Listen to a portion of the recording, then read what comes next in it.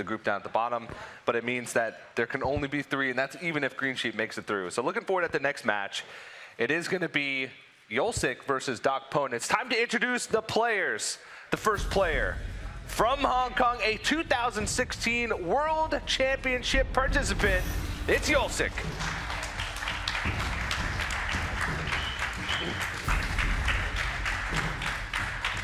And from Canada, he's not a real doctor, but he sure pwns. It's DocPwn.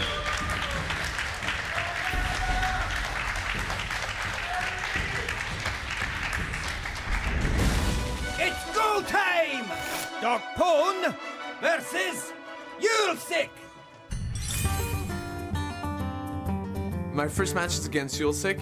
It's gonna definitely be a big challenge. His lineup is quite good against my lineup, so I guess it will be quite difficult to me. There will be no element of surprise, that's for sure. He knows what to expect from me and from my lineup. I think my experience will give me some advantage against him.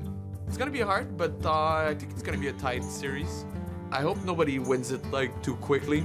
I hope it goes all the way to 7 games and makes it more exciting. DocPwn versus Yulsic! Ready, set, go! Greetings from the tavern, everybody, and welcome to a match between DocPwn from Canada up against Yulsic from Hong Kong. My name is Frodan. I am joined by Brian Kibler, fresh hot off of his card reveal. Good job hosting that, by the way. Thank you. Yeah, it felt like it was natural. Very good. As if You're I've taking talked my to camera job. before. Yeah, well, specifically, I'm worried about my occupation. You know, maybe my job safety is in question. Well, you still got the jackets. Yeah, at least I still have that. I can pawn these off to make some money after you kicked me off the desk. Hope you guys enjoyed that first match. Pavel's in the lower bracket, you know, quite the upset, but LVG's been hyped up a lot by other Chinese players, and we'll see whether or not these players can step into big shoes. That was a best of 7 that went to distance. What do you think between DocPwn and Yulsic, taking a look at their lineups? What's going to happen this series, Brian? Well, I think both of these players kind of flown a little bit under the radar. Even Yulsic, who was a competitor last year at the World Championship at BlizzCon, hasn't gotten a ton of attention coming into this event.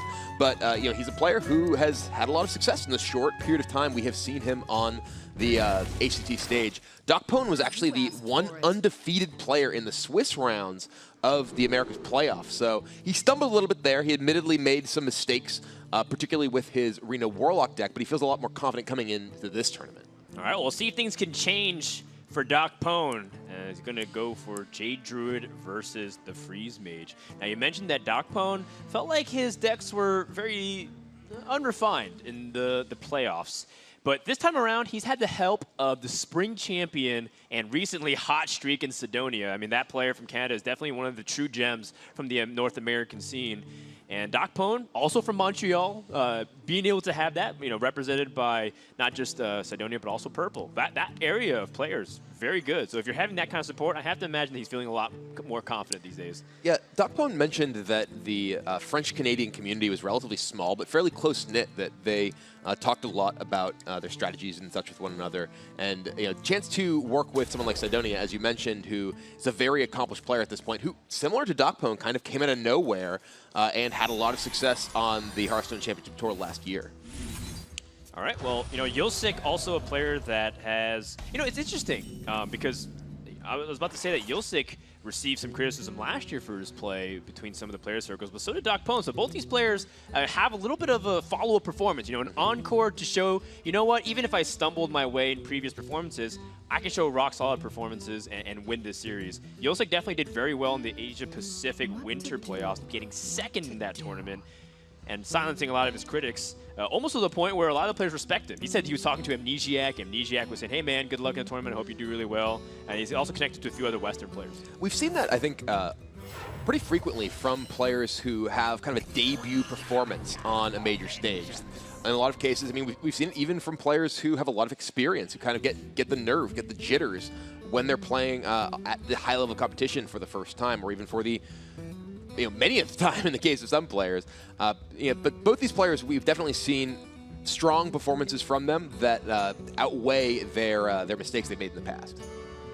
All right, so just to kind of circle back in on what's happened here, DocPwn ramping with the initial Jade Idol. Now, he's introduced with this Blood Mage Thaunos, which has a bit of a crossroads. You can play for the cycle and try to see if you can hit better cards going on, or you can be a little bit conservative with your resources, or you can even play more board-centric with following up with the Jade Idol here. What do you really see developing in DocPwn's hand? Well, yeah, DocPwn has this Wrath that he's going to go ahead and cycle here. I like cycling because I like to see trying to actually get to the point where you have ramp cards, where you have more of your Jade cards here.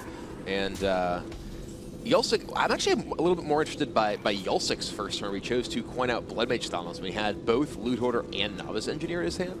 It seems that he cares less about the Blood Mage Thaunos and more about the just power of a Loot Hoarder in subsequent turns. I guess he recognizes a very high chance his opponent will just be using his hero power or something like Wrath to remove it, and decides, okay, well, Loot Hoarder later on can interrupt my opponent's mana usage more and represent a 2-attack body that can attack into one of the subsequent Jades.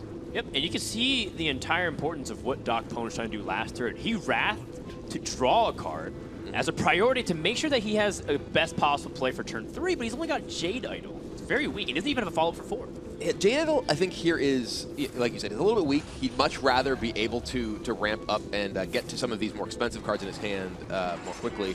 A little bit of a note here. This is the second Jade Idol for DocPwn, so he's not going to be going for infinite Jades as so many people are always terrified of. It's important to recognize that's not really a core strategy for the Jade Druid deck.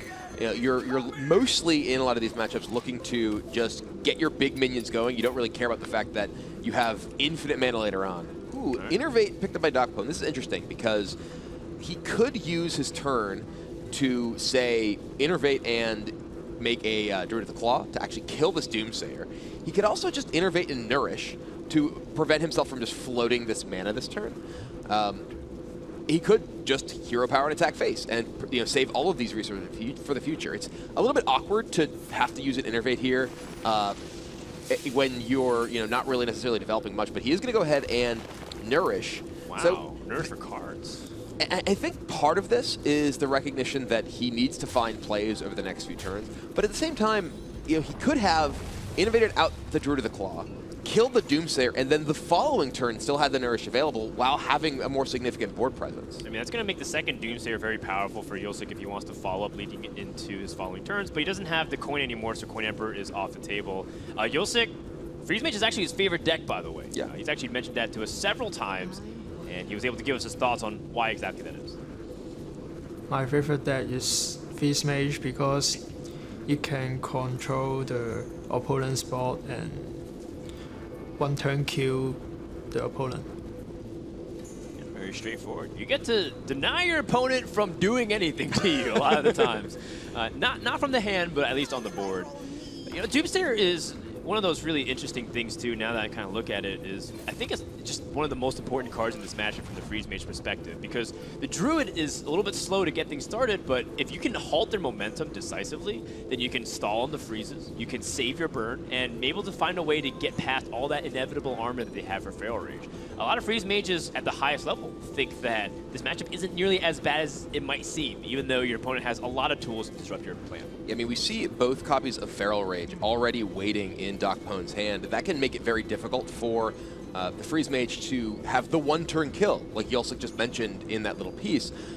But if DocPwn isn't able to establish a board and keep threats in play, he's not going to be able to put Yulsic on enough of a clock that he needs to kill him in one turn. He could potentially just weave in hero powers, get a couple hits in from Loot Hoarder even, and that damage adds up over time, and the Freeze Mage is capable of doing much more than the 30 damage that it normally needs to do against most opponents. Now, this is kind of what we were talking about, in the previous turn. One of the dangers of DocPwn drawing for cards is that he's actually kind of slow on the pressure. He had the ability to preserve already a big board with Druid of the Claw by charging it, and he'd be able to stack on the pressure at this point. He did end up drawing Azure Drake, and imagine if the board be able to have a 4/4/2/2 and a 1/1. This would be crazy amounts of damage coming in. Well, he wouldn't have drawn this Azure Drake if he hadn't have Nourished. So it was farther down in the cards that would be picked up. But I absolutely agree that I think that if he had innervated out the Druid of the Claw. The following turn, he could have just cast that Nourish, and then maybe follow up the next turn with Aya, and Yulsic wouldn't just have this empty board to work with. Yulsic is getting a lot of time here, and a great reason, percentage of the reason for that time is DocPwn's decision to fire off the Nourish rather than make a 4/4 charge. Okay. Yeah, I think the idea is that because you're playing Druid the Claws, you actually have a surprising amount of plays on 5 or less, assuming that you can leverage your board because you already protect it. So even if you have things like Swipe, you can pretty much remove anything or even start pushing for damage if that's the case. DocPwn picks up Mulch, which is a pretty useful card against Freeze Mage. Most of the minions that they get are useless unless they need to fight for tempo onto the board. And DocPwn's kind of introduced once again with the Crossroads. What does he end up doing here? I mean, now some of this is, he still doesn't have minions in play. He let those minions die, so now there's a Doomsayer. This Doomsayer requires 7 damage to kill it, or a Mulch. If he mulches, he doesn't do much with the rest of his turn. He can now have an opportunity to use this Druid of the Claw. He can kill the Doomsayer here. Sort of, makes me wonder why was this not the line that he took previously when he had additional minions as well. Well, I think he was pretty scared beyond the minions that he had, but he had some of the best minions in his deck. Aya Blackpaw, Jade Behemoth, when his Jades already had gotten to 2/2. At this point, though, I don't think he's that scared of the Emperor. I think he's just more worried about his opponent getting a fast Alexstrasza because he actually hasn't been able to pressure that much. Yeah.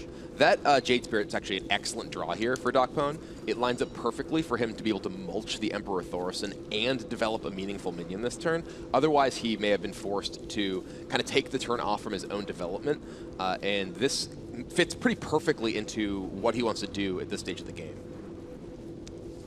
Yes, and I think the most important thing is pressuring the Freeze Mage to put him down to 17 health. From 17 health, you're starting to get really scary board. The Jade's, what, 3/3 now? So you're loading up 13 power on the board. And the potential to represent lethal if you pick up, you can break an ice block. Represent lethal by that I mean break your opponent's ice block. Yep. He could use a Feral Rage the following turn to do it, or take things a little bit slower because he's afraid of getting burned out. Both Doomsayers have been used, so if your opponent has, let's say they discount Alexstrasza and has a burn hand, they also have to have the freeze and the chain because it's a turn before that. They don't have coin anymore, so they can't even play Alexstrasza next turn. This is your window, your one window to do it. Well, there is Alexstrasza picked up, but as you mentioned, several turns away from being able to go on the offensive here for Yulsic. He has one freeze. He has the Blizzard, as far as full board freezes are concerned, which he can use to stall things here. But not really a ton of tools available to keep the pressure off of him for multiple turns. But sometimes that one-turn window, especially considering he has another ice block in his hand, could be all he needs. Though, crucially, as we mentioned earlier for DocPwn, he does have those Feral Rages. So even if Alexstrasza does come down, DocPwn has the tools to get himself out of range of that burn. Yeah, I do like playing the Acolyte here. I think your priority is picking up another stall of some kind. You don't have a guarantee that Alexstrasza can even help you win the game. Plus, if your opponent has a single Feral Rage, your plan pretty much crumbles. Yulsic not really doing much with his hand right now. DocPwn does have a way to remove that Acolyte and pressure. He has to also consider, what's the best board state he can set up. And, if he chooses to remove the Acolyte, then he's not developing a big minion. Right, yeah. If DocPwn were to use Swipe on this Acolyte, he only has 4 mana left over. That doesn't allow him to play either Aya or Jade Behemoth. He could play the Jade Behemoth and use his hero power. That builds a wider board, but guarantees, or at least largely guarantees, Yulsic getting additional draws with the Acolyte, which could represent Frost Nova, Blizzard, which makes any development on his board largely inconsequential because Yulsic can just hold off his entire board with freezes. I think your board is very flimsy in general. You know that another Frost Nova and another Blizzard could really break it apart. One thing about this, too, by playing the Jade Behemoth and not committing the swipe, your opponent has to use mana, at least, in order to get additional cards from the Acolyte of Pain. So you need to hero power it, and you build up a little bit of armor here with your own hero power. That's true. That will help a lot. I think the game has now come down to how many turns that both players have before the inevitable climax. Whether or not Yulsic can end the game or whether or not DocPwn has enough to pressure. And that Frost Nova, second Frost Nova another draw. Frost Nova is really big because it really does prevent Yulsic, or rather prevent DocPwn from threatening Yulsic significantly. Right. And now he's going to have Ice Block up into Alexstrasza, into another freeze effect and Ice Block again. Yeah, the second Frost Nova is pretty important too because it gives Yulsic an opportunity to not play Alexstrasza next turn. Right. Because right now, if he didn't have that second Frost Nova, he had to Alexstrasza with only 13 burn in hand, and you know that it's a very scary proposition. But now he can stall for an additional turn. DocPwn, by the way, Yogg-Saron Hosen. Well, what is he thinking here, Brian? Bring it to the HCT? Is it really that good? I mean, a year ago, we were seeing Yogg everywhere, but obviously after the Yogg-Saron change, the card is much less reliable. But I think that the idea behind playing Yogg-Saron in Jade Druid is specifically it is a powerful card against other decks that can get ahead of you on the board. It's very strong against other Jade decks, for instance. Jade Shaman could potentially give you problems if they get really a big hand of the board. But oof, Blizzard picked up by Yulsic here, so many freezes. And DocPwn is not going to waste his mana at all. He decides to Feral Rage here. Ramp the Yogg. He knows that he's getting into the stage of the game where his opponent can cast Alexstrasza. Often you'll want to hold your armor gain until you think your opponent is about to kill you because of Alexstrasza. You want to ensure they Alex you, and then you get armor on top of that, as compared to getting your armor and then having your opponent be able to chip off your armor and then play Alexstrasza and get you down anyway.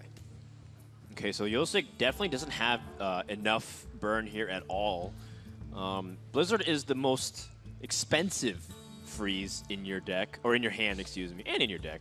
So you're looking at a way to dump it, but it looks like the only way you compare it is a 3-mana play, so either Ice Barrier, Fireball the armor, which you had to cut through anyways, or use your hero power to set up for either removal or something else.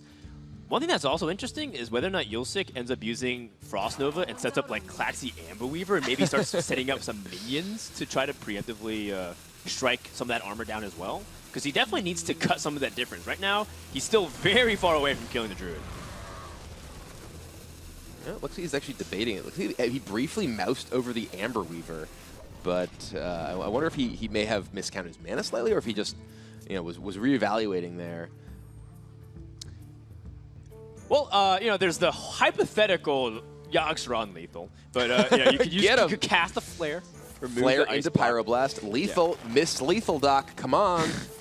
I can still draw Intervene and go for it. You're just charging up the Yogg. You can still also just build a lot of pressure. I think it's very clear that your opponent doesn't have the right answers right now. Otherwise, your opponent would have gone for Alexstrasza with a big hand. Also, he's running out of cards, which he discounted with Emperor. This is one of the things that might be make DocPwn feel a lot more confident moving forward. At this stage for DocPwn, his Jades are so threatening that he doesn't really need that much to really put Yulsic on a serious clock. And he's not in danger of getting himself burned out by any means with so much armor, even backed up by Alexstrasza. So he's got to be feeling pretty confident in this position, whereas Yulsic is trying to navigate, okay, how do I both maximize my freezes to give me the most time, as well as actually chip away at that armor and eventually get to the point where I can kill my opponent. And that, at this stage, that's very difficult. Yeah, I think the big problem right now is Yulsic doesn't have card draw. He doesn't have enough burn.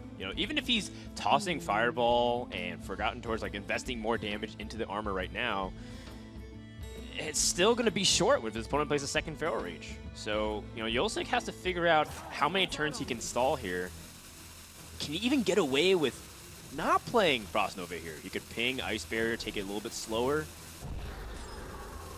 Okay, he's using Frost Nova in this position. This is a point where a lot of Freeze Mages probably have different ideologies. Yulsic's going for, I need to kill him in a few turns, so I'm going to start tossing Burn and hope that I can draw well. Some Freeze Mage players may have tried to stall from that position. Yeah, definitely a very complicated spot. He still has 11 cards left in his deck. A lot of tools remaining. He still has, crucially, the Evolved Kobold, which is one of the most important cards to be able to actually do large bursts of damage. But as you mentioned, he's pretty light on actual burn, having fired off that Fireball and Torch, which he needed to actually cut through the armor, because that armor would still be there post Alexstrasza. He only has a single Frostbolt and a single Ice Lance. Right. Well, that is one of the advantages of what DocPwn did in the very beginning of the game, which is draw really deep into his deck. He has the availability of drawing all of those Feral Rages very early onto the deck and be able to stack up that armor, which at this point I think DocPwn is contemplating if he wants to do. He doesn't actually need even that much bigger of a board. Maybe a Jade Blossom, Feral Rage. In this case, it doesn't really matter that he's drawing a lot with Azure Drake because he's going to use Feral Rage after the Alexstrasza, but he's feeling very confident. And this has to scare Yulsic because his opponent is 22 cards deep into the deck, and he's already played only one Feral Rage. There's a definitely possibility that your opponent has the second Feral Rage. Forgotten Torch is still not enough. I mean, and now Yulsic, he's out of freeze effects. He's used both Blizzards and both Frost Novas. And yeah, he decides, okay, it is time. I have to pull the trigger here. I have no other way to win this but to hope that I can burn you down over the period of time that my ice blocks keep me alive. And DocPwn can kill Alexstrasza, can pop the ice block, and gain 9 life to go up to a grand total of 27. Practically full life. And this is exactly why, as a freeze mage player, you have to figure out how many turns you can survive with a freeze. Yes, it was kind of a gamble to Ice Barrier and just remove a little bit of your minions, but you have a lot of damage in the deck. A lot of people are thinking like, oh, I don't have Antonitis, I don't have Pyroblast. I might be limited by my damage in my deck, but if you're able to maximize all your potential, you have 80+ burst damage in your deck. So, you can toss away a little bit for minion removal, which is something that Freeze Mage players often feel a little too conservative, and as a result, lose that ability to Frost Nova in a pivotal turn, because Yulsic needs a little bit more. And DocPwn taking his time. This is actually something he mentioned when we were having a conversation with him, that he feels like he will often make mistakes if he's playing too quickly, and we see him very much taking his time and ensuring that he's going through the motions completely precisely. And here, maximizes his health total, gets Yulsic down to just 1 life with the ice block pop, and even makes his board a little bit bigger, I think, with that Jade Blossom. It looks like he was playing as well. So what 2 cards can Yulsic draw? Actually, he needs to hit card draw immediately. Right. He only has 9 cards left. That is sort of. just cycles. Just cycles. It's just a waste of 2 mana, I guess. Right. But he is also going to play Ice Block, and now he has to kind of weigh if he wants to toss the Forgotten Torch prior to it. But he also needs other cards, like the Evolved Kobold, for example, helps give him some extra range and firepower. So yeah, if he were to play Torch into Novice Engineer into, I guess the order, you really need to draw Arcane Intellect here, right? So you want to actually play Novice Engineer before shuffling into your deck, I think, which means you'd want to play Novice Engineer into Ice Block into Torch, and then you're hoping to draw, well, Novice Engineer into Arcane Intellect, the Ice Block into Torch. Yeah, this is... Right. And then you need to try Kobold and, what, 3 burn spells? Yes. 2 burn spells over the course of those draws? You need to draw first because you need to hit Arcane Intellect. I think that's kind of a dud here. You're going to invest Forgotten Torch. You have to Ice Block. And from that point, I guess you just ping the face? Oh my goodness. Does Yulsic have any more stall in this deck? He's played 1 Blizzard and 2 Frost Novas. I think he's played both Blizzards. Has he played both Blizzards? I believe he played both of the Blizzards. So 23 life. I don't think there's a single card Yulsic can draw. Even Kobold. He'd have to draw, if he draws Arcane Intellect, I don't think he's enough mana to Kobold into another burn spell. Yes. If I'm DocPwn, I have to just feel like you're not going to be able to do much here. Just hero power, gain a little bit of life. Don't get too creative with Yogg-Saron. Yeah, you just Yogg. You have a guaranteed pop on the ice block. If you get Flare, he's dead right now. You're right. Come on. Yeah. Yogglo. If Live a little. There also is very convoluted ways where Yogg-Saron can put an Eater of Secrets in your hand and give you enough mana to play it. There is hypothetically that is possible. A scenario, but it's very in a low world. odds. How often do you see this, by the way? Druid is gonna beat Freeze Mage to the bottom of their deck handily. He has 25 cards deep. His opponent just crossed the 20 mark. Yeah, I believe Yulsic did not draw either copy of Arcane Intellect this game. I believe both remain in his deck. He drew his Loot Hoarders, he drew his Novice Engineers and Acolyte, but both Arcane Intellects still remain. And that's one of the just very crucial elements of Freeze Mage, its ability to have velocity going through its deck and finding the cards it needs. Yeah, certainly. DocPwn not going to get too creative here. Just gonna take his time, and Yulsic has only 1 more draw left. And Fireball is not 13, 17, 18 damage. Even if he had Thaunos, he'd be at 21, and that wouldn't be enough. Yulsic will probably calculate everything if he can like freeze the board, maybe stall. But then what are you really doing? You're just dead to the hero power, and you have to play like Ice Barrier and hope that your opponent doesn't have direct damage. That's game number 1 in the books. DocPwn strikes first blood. And that's pretty big because we have seen Jade Druid as a deck has been kind of up and down over the course of the weekend. That's a matchup we've definitely seen go the other way as well. We saw, I believe it was, I'm losing it now, exactly the matchup that we saw earlier where the Freeze Mage was able to burn through both Feral Rages. But definitely a big first win for DocPwn here. That's right, DocPwn, sole representative of Canada, and delivered an impressive series of performance to get here. But even though he's a relative newcomer, experience is what might get him one step closer to the championship.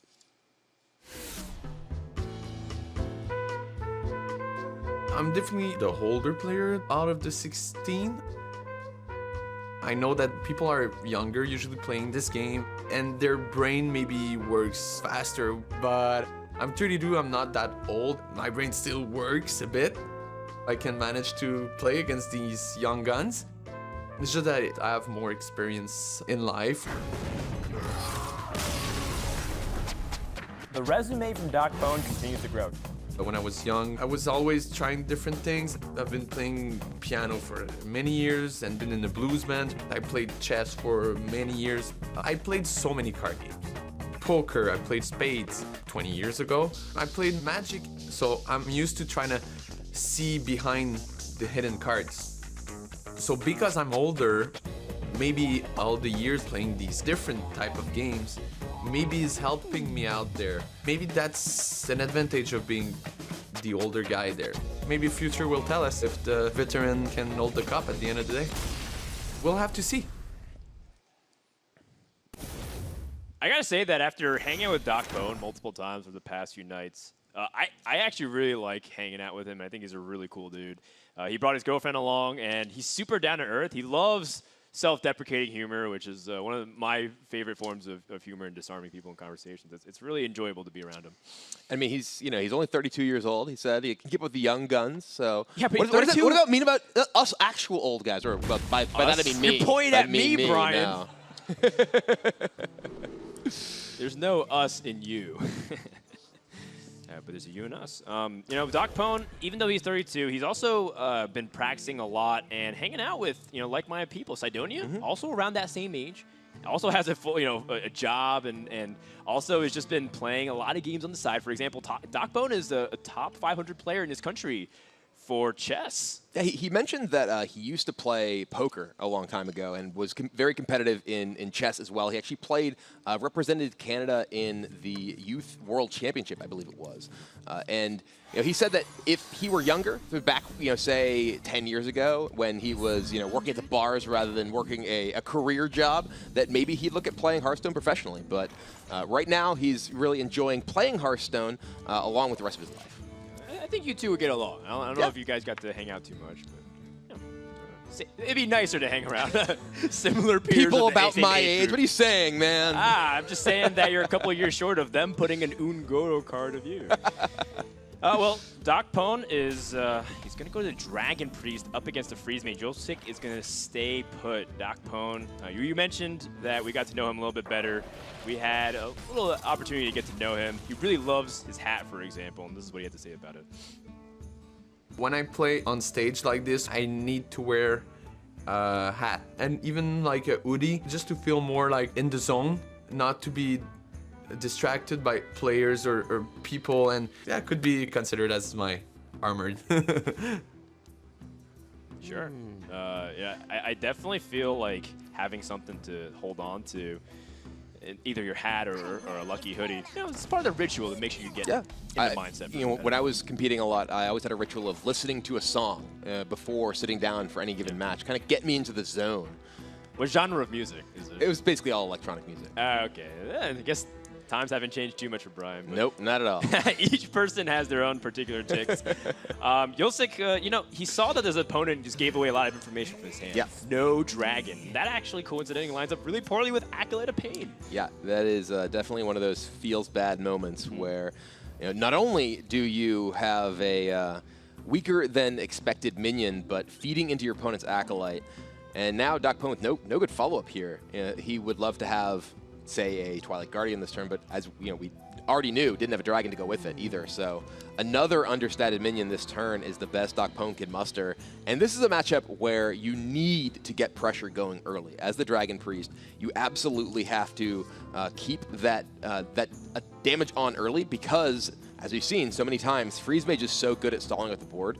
And crucially, DocPwn does not have kind of the silver bullet in this matchup we've seen some other players use with Ragnaros the Fire Lord. His deck does not contain that minion, so it can be very difficult for him to win if he gets frozen to the late stages of the game.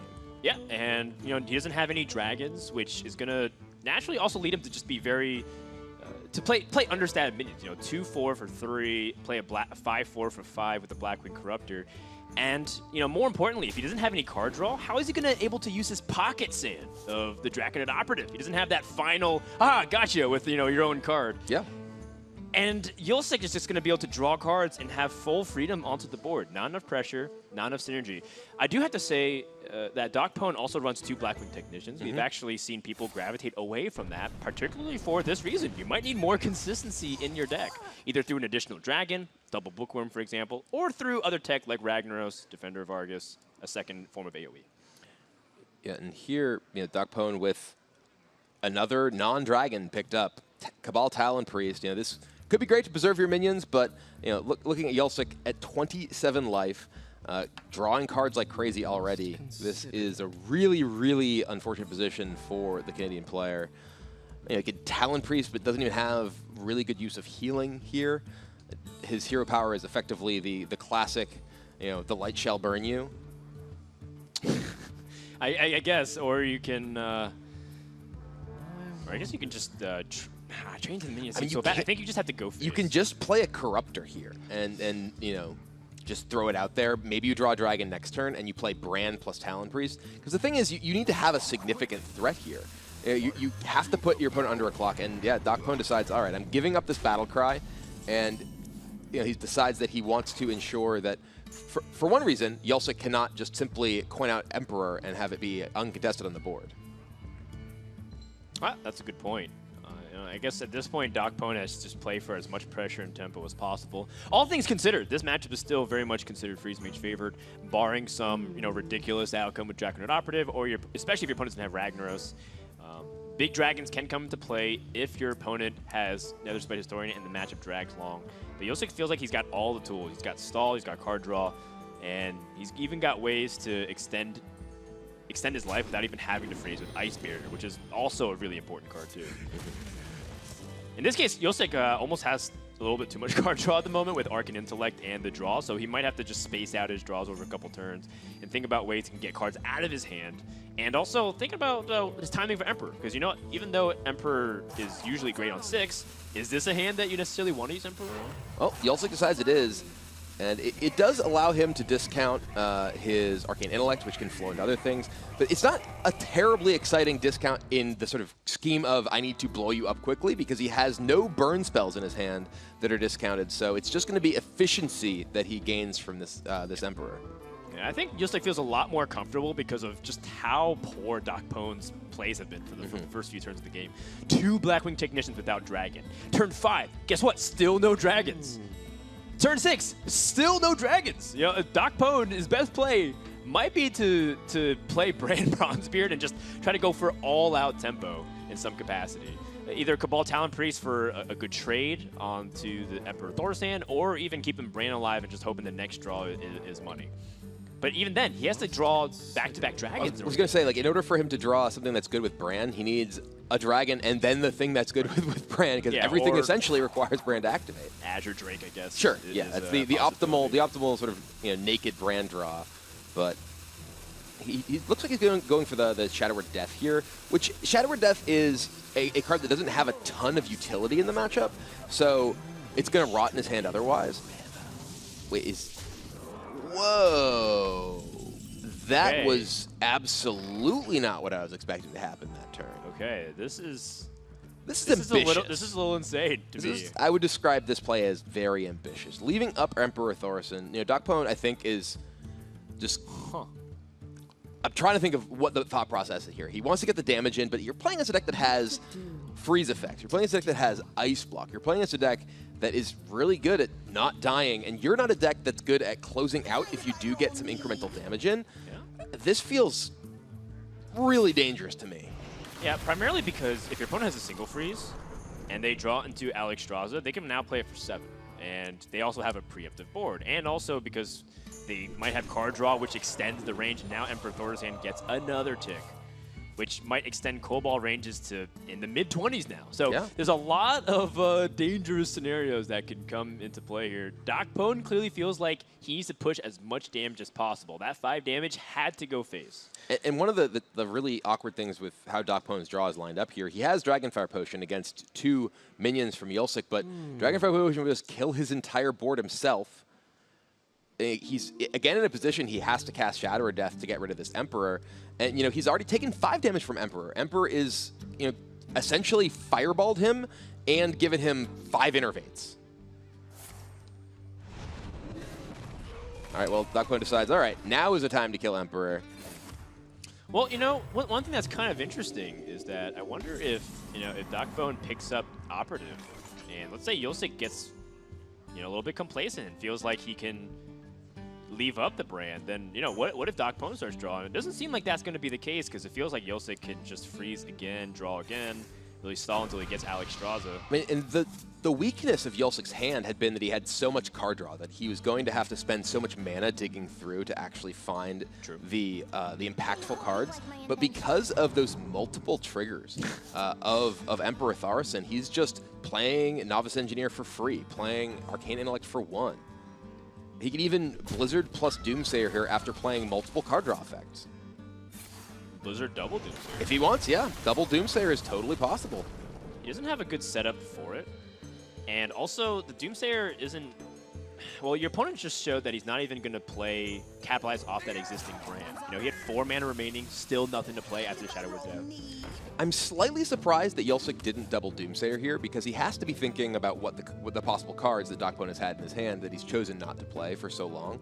There was an Acolyte of Pain that got several draws early that maybe DocPwn would have used Shadow of Pain on, but, you know, Yulsic just ends up being able to keep his Doomsayer here as well as cycle through his Loot Hoarder. So, you know, that was a massive, massive swing in a game that was, you know, already very much in Yulsic's favor. Well, it's either one of 2 things in DocPwn's hand. Either it's a lot of spells, or it's a lot of cards that need Dragon Synergy, like a Netherspite Historian that's just flat out a 2-mana 1/3. There's a Kobold here picked up by Yulsic, so he has Fireball, but he obviously can't play those along with Kobold. Interestingly, those reductions were all on card draw cards and not burn, with the exception of that Ice Lance, so he doesn't actually have a particularly crazy Kobold range. All right, well, DocPwn starting to pick up some more dragons, but he's just passing 2 turns here, giving Yulsic all the time. Yulsic looking for Alexstrasza. Has been cycling through all his deck. If you just want it for a frame of reference, I think he had 18 cards 2 turns ago in his deck. Now he's just down to 8. Might even start contemplating if he wants to go for a burn strategy. You know, Fireballs, a lot of the Freeze Mages have even stopped using it as direct burn damage, and they just start using it as removal. But, I mean, if you're going to put your opponent down, I mean, these 2 Fireballs kind of work effectively like Alexstrasza. Yeah, with the Roaring Torch, Frostbolt, Ice Lance, Kobold, that is, what, 19 damage? Yep. So if he does just Fireball here, that puts DocPwn down to 17. Even if he healed himself, he'd have lethal with Kobold, so he'd have to play Holy Nova to just not die.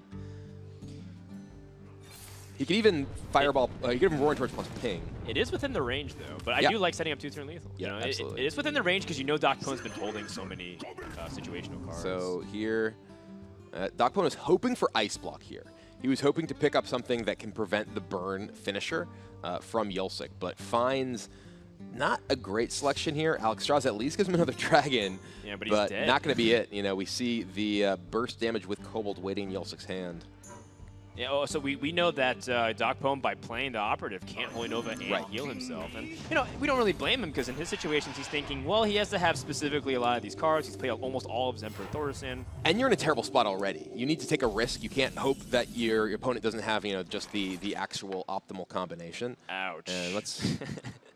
I think my math checks out here. I do believe that Kobold plus Roaring Torch plus Frostbolt plus Ice Lance is exactly 19. Yeah, to add insult to injury, there were 2 ice blocks in Yulsic's deck out of 8 cards, and DocPwn hit none of them. So he had a really high chance to be able to discover it, but that's not going to be the case. Yulsic strikes back and evens up the series at 1 game apiece. Now, granted, this was a favored matchup for Yulsic. Felt like he was like a 2-to-1 favorite to win, like around 60-65% chance. But DocPwn's opening hand certainly did not help him at all. Yeah, DocPwn's opening was definitely quite weak. The way that he maneuvered around that Emperor was very confusing to me as well. He just gave so much value to Yulsic in terms of those discounts on that hand that gave him so much time to dig through and find that lethal.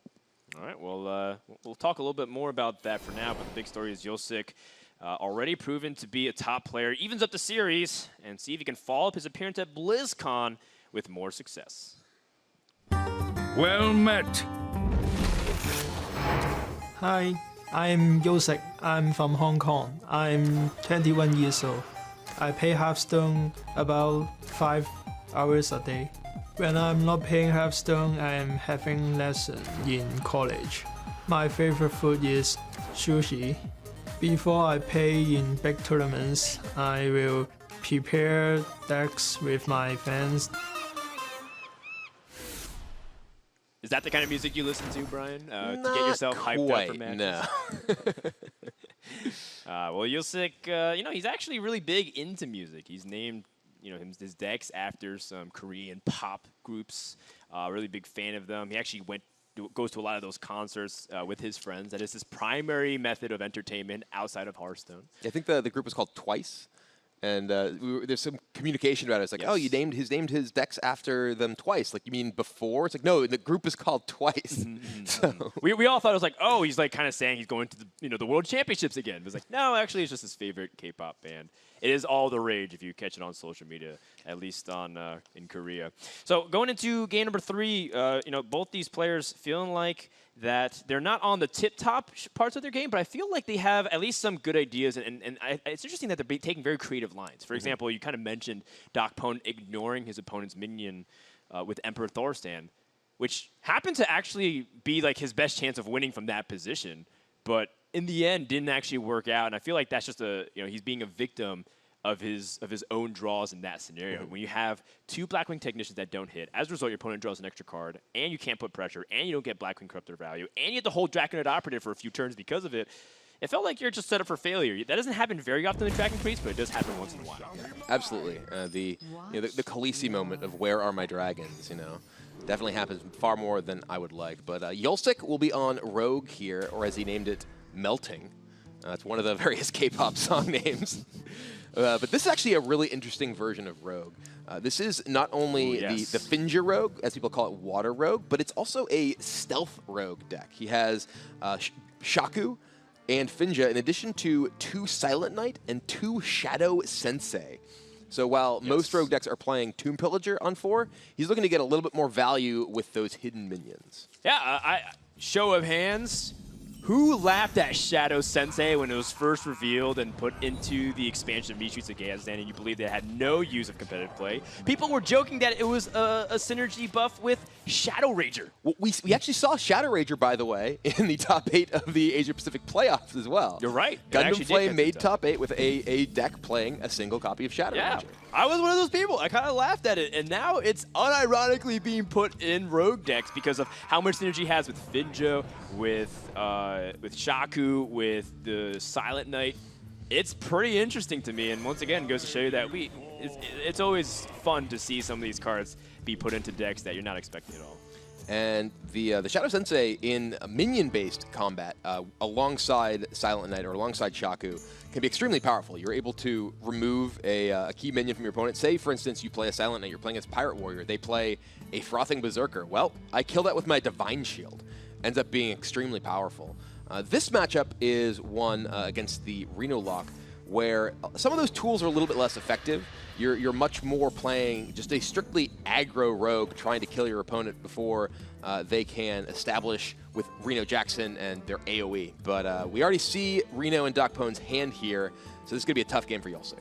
Yeah, that Curse of Reform's going to have to do a lot. He's going to need a lot more curses in order to secure it. Now, DocPwn, Reno Warlock, does get me, remembering about his run through the playoffs, which was fantastic, but a couple times he was on stream, he did falter and drew a lot of heat from other people watching. Yeah, his Reno Warlock deck play in that series was pretty shaky. He had a game against Tare in particular where he had opportunities to win that he squandered, but he recognizes that. A lot of players will look back and kind of be dismissive of criticism of their play, but DocPwn has proven that he's a player who's willing to admit his mistakes and try and learn from them.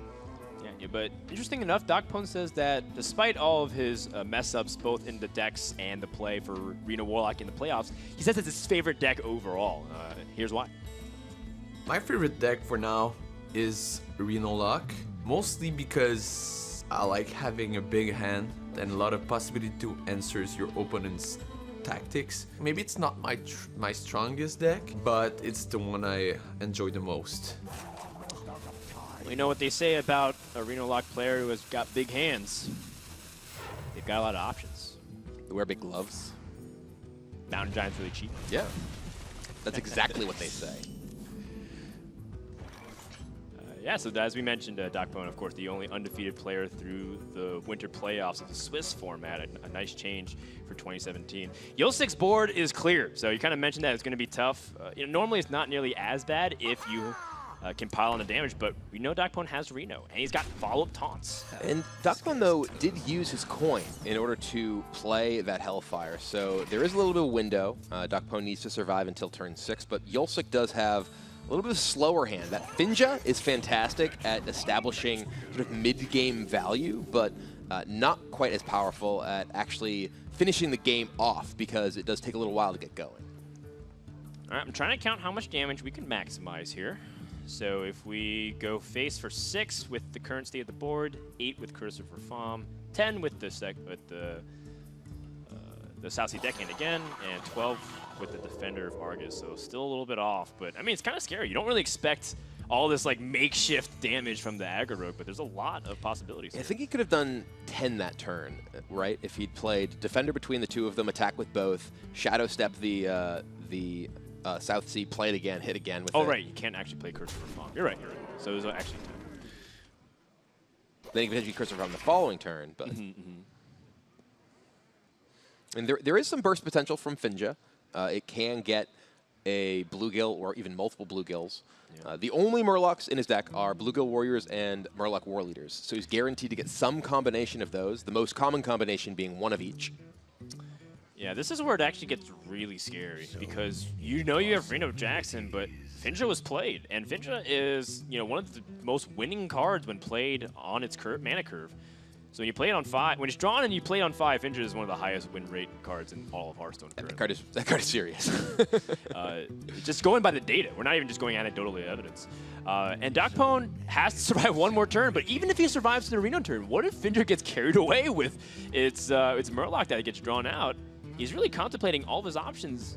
Right, that's one of the things about Finja is that not only is it a powerful card to potentially give you immediate impact with, say, Bluegill Warrior, but also establishes significant value on the board, gives you long-term board presence. So here, it might be lethal because if he pulls the Bluegill, he can Shadow Step the Bluegill. Right, I think if he actually gets Bluegill plus, because he needs to get through both taunts, so he has to have 6 damage going into the taunts. If he attacks into the Refreshment Vendor, if he gets Bluegill War Leader, the most common combination. The problem is that he needs to get through. Oh, he can get through that with the backstab and the one minion. So yeah, I think he's still a little bit short though, right? I think he almost has exact. No, I think he's one off. I think he can. Oh, actually no, because he sells a Defender. Right, Defender of Argus can help buff the final bits of damage, and he can squeeze in a Cursor for Farm too. I think you're right. I think he actually may be able to generate lethal here. So backstab plus attack the South Sea in, attack with Bluegill. Shadow Step Bluegill, attack with Bluegill, Cursor for Farm. Oh wait, hold on. No, you need to get the Defender in. You can only get 1 point from a Defender. He may be 8, 9. No, you can't get the Defender and Cursor. No, but the Shadow Step does make it free. I think he has it. I think he does. Yeah. Well, I think it's exact lethal. We definitely need to backstab and get past it because backstab kind of counts as taunt damage. Got 4, 8, 9, 11, 12. Oh no, there's no 12 point of damage, is there? We're counting Defender as 2 damage. No, I'm counting Defender as 1 damage in his dagger.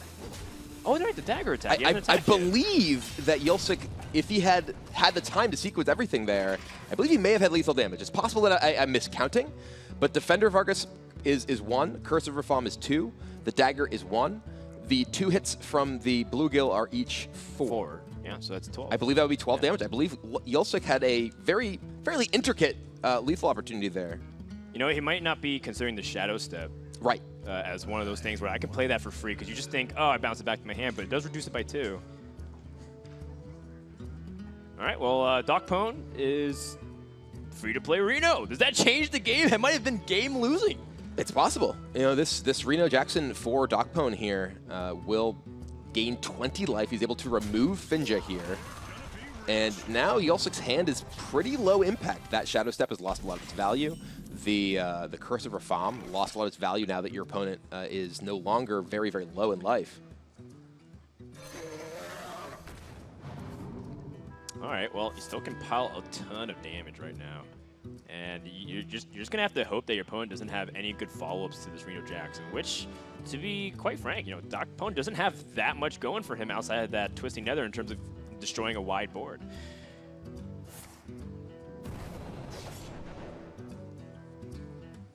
So, you know, I would love to see a Cold Blood come out of here from this opponent. Just kind of punch him and just get as much damage as you can onto the board. Cold Blood's never going to really do more than 4 if you're just going for a game-ending burst. So, might as well try to see if you can cash in for 8.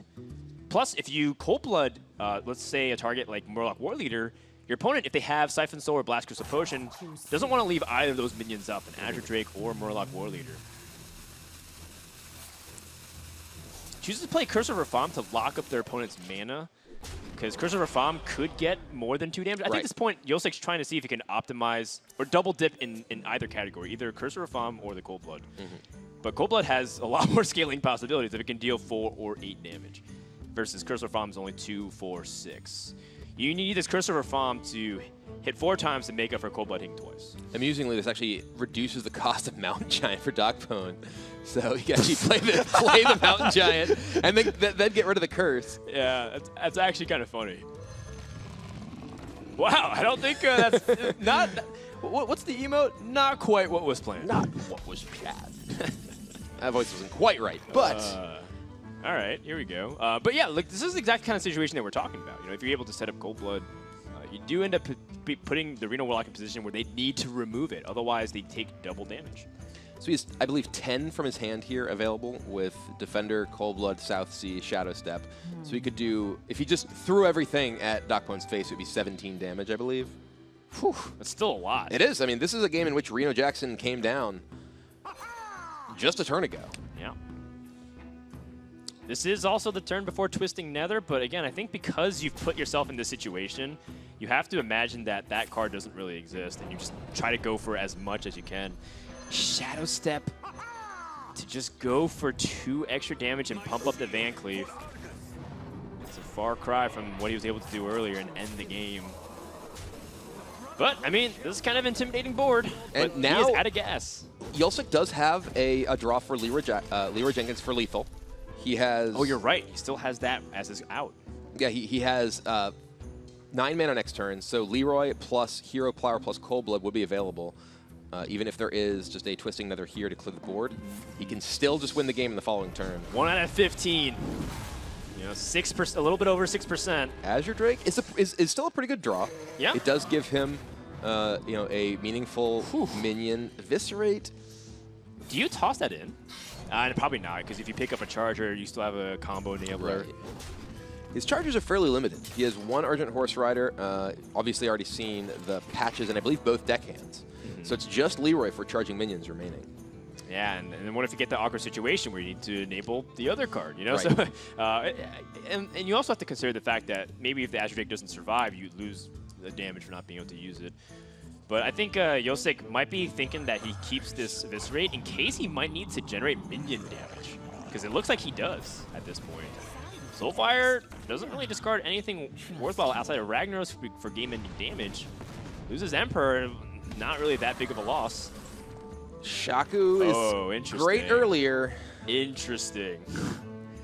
Huh. Shaku can generate some pretty big stuff. I mean, it can get anything from Jiraxis to even like fearsome Doom Guard and your opponent can't deal with it and just punch his face? Actual Doom Guard. Actual Doom Guard for game-ending damage? Well, assuming you can't really cold blood the Doom Guard, but If your Shaku's still in play, you can cold blood the Shaku, eviscerate, then Doom Guard. Yes. But that does end up being, because you have to combo that, or you can punch that. So it ends up being only 11. You actually wouldn't even have lethal that way. Well, Hellfire was used, so you know that he can't Hellfire kill, and you know that DocPwn has a Fellfire potion that's able to clear, but also weakens himself. So I'd actually be okay with Yulsic tossing his Eviscerate this turn, because remember, he might need to use the mana that he draws off of Shaku, plus the 3/3 taunt trades really well into Shaku, and you can get that damage back if you're attacking with the dagger. Yeah, that's true. So it feels like it's a really good investment this turn. So now, again, Leroy currently represents a lethal threat.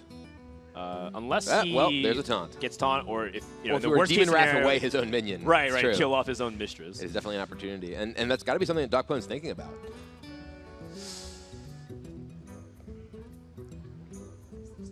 There's no world you just like Ragnaros pressure, right? Because your mistress kind of extends his own range as well.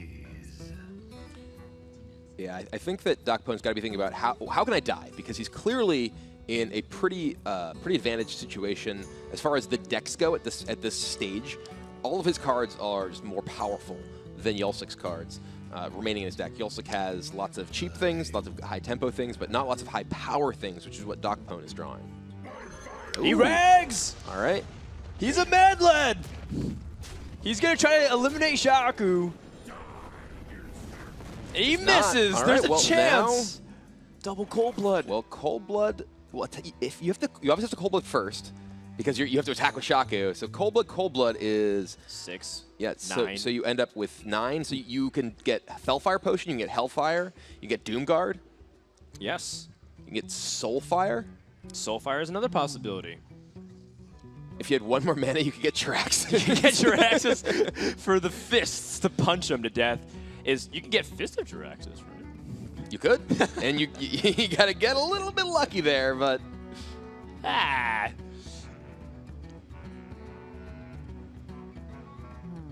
I like it. I mean, I like the opportunity of going for it right now. There's a decent amount of cards in the Warlock. There's also some duds. There's also some cards that can keep you alive, too. well, the question is, how do you win this game otherwise? Like, how do you win this game if you don't go for this? Because even if you get a Charger, I think the Charger is primarily Doom Guard, and you're going to toss away those Cold Bloods. He's going for it. He's running out of time. Yeah, you got it. There's an animation. You have to play the new card. Making it dramatic, at least. Oh, Possessed Villager is not it. Oh, well, you know, it's not over yet either. It's true. Wow. Way to make it anticlimactic, Yulsic. Oh, Siphon Soul going to extend the range. Is that a possible lethal setup? No, actually, the Possessed Villager Yeah, amusingly might complicate that because it kills off the Mistress of Mixtures. But there is a way for DocPwn to clear everything but Ragnaros here and heal himself. He can just attack the and play the Second Ray Bruiser. If you were to attack into each of Yulsic's minions, play Demon Wrath, play the Second Ray Bruiser, he has Ragnaros hitting Yulsic down to 4 and a taunt at 7 life. Yulsic will be at 8 rather because he gains a life as well. So what do you care more about? You know, putting yourself at a range where you feel comfortable, or setting yourself up for a position to win the game? I think you need a taunt. Well, you're still in a position to win the game because you still just have a Ragnaros against an opponent who's at 8. Right. Well, I'm sorry, I meant like to win the game now. Like, is you just set yourself up to a 50-50, or you put up. I mean, if I'm in DocPwn's shoes, yeah, I'm attacking into that. I'm attacking into the villager. Oh, it's not his plan. Oh, okay. Oh, okay. Oh, this is awkward. Yeah. Okay, so he's running out of time. Yeah, I think DocPwn changed his mind in the middle there. I think he forgot the heal on the Mistress on the rogue, because I think he was going to set up a 50-50 position to win the game immediately. That looked like what it might have been. I think DocPwn kind of forgot that the Mistress of Mixture's Death Rattle trigger, and ended up sacrificing both his minions to attack into the Shaku rather than just one of them. Right. If he had cleared them both and Demon Wrath, or rather attacked into both and Demon Wrath, he could have cleared the board, left Yulsic at 8 life this turn, facing down Ragnaros and the Second Ray Bruiser. Yeah, this is still pretty much unwinnable for Yulsic, barring another Swashbuckler magical pull, but I think he's played double Swashbuckler at this point, so it doesn't feel like he has many outs left in his deck in a wonderful Hail Mary scenario.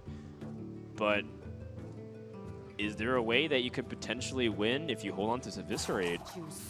Well, if you hold on to Eviscerate, what can you do? You can Leroy Eviscerate. Yeah, I like this. I think you have to do this because you draw Leroy next turn, you play Leroy, you Eviscerate the 4 health taunt, and you have lethal damage represented. All right, so DocPwn picks up Kazakis. All right, what are we going for? Going for a 5. Oh, give your minions +4 health. That's a way to extend your life passively by taunting up. You know that this deck doesn't tend to run sap at all. And gain 7 armor. And gain 7. Okay, so optimistic scenario pays off. And DocPwn should pretty much lock it up with this Kazakis potion, barring a card that we're not expecting here from Yulsic. And we're looking at the list. It doesn't seem like anything's going to be there. He's used up almost all of his power cards. And SI Agent will not do it. Yulsic, he's been taking his time even when it's dead on board, but there it goes. He concedes the game, and I think that was a winnable game. Assuming we were doing the processing correctly on that one turn, it looked like he had the ability to attack for lethal damage the turn before the Reno. We may have missed something. We may have counted wrong.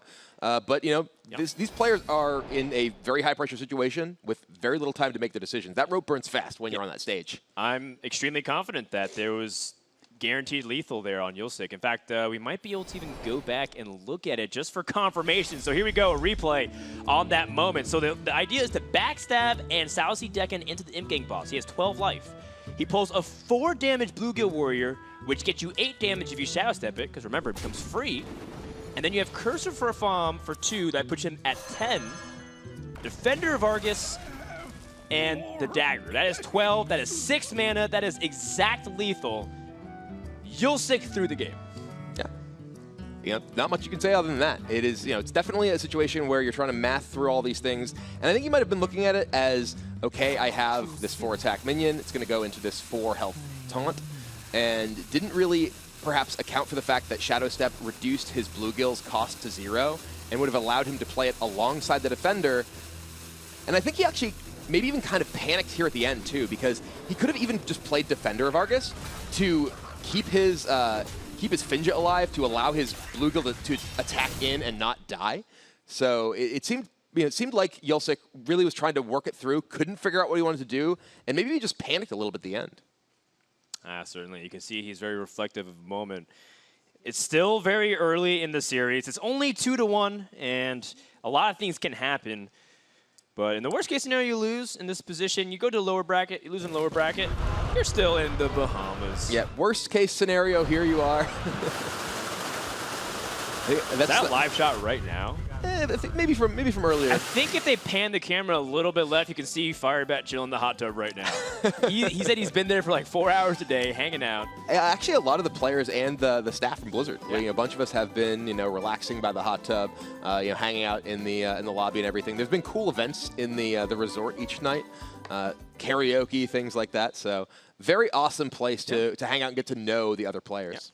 Disguised Toes, Crip, Forsen, the whole gang is gathered here in Nassau. And we'll see if they're going to be joined soon by some of these players in groups C and D. We're only in the second match of the day. If you guys are just tuning in, the match score is 2-1 in favor of DocPwn. But it's been a rocky series.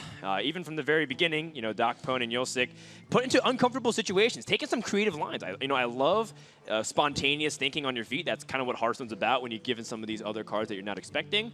But at the same time, you got to wonder, if Yulsic ends up losing the game 4-3, then you have to think, oh man, he was so close. It could have been different, Brian.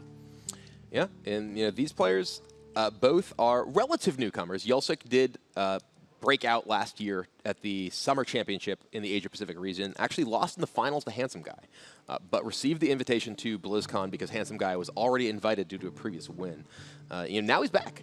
And you know, that level of success in that short period of time definitely represents, you know, a level of talent. But Yulsic has kind of struggled here, at least in the last game today. All right. Well, you know, the nice caveat to it is, let's just hypothetically say the rogue game was able to take a game. Now you get to see it again and get another reason why maybe you guys should be exploring this deck while you can before Ugoro. The meta will change to a certain extent, and we're not sure if this deck will be on top. But for now, a lot of people consider it one of the better decks to climb with, one of the better decks in tournaments. So go ahead and try it while you can. If you need more proof on why this Murloc stealth rogue that has a very aggressive nature, if you need more reasons to play it, you get another game.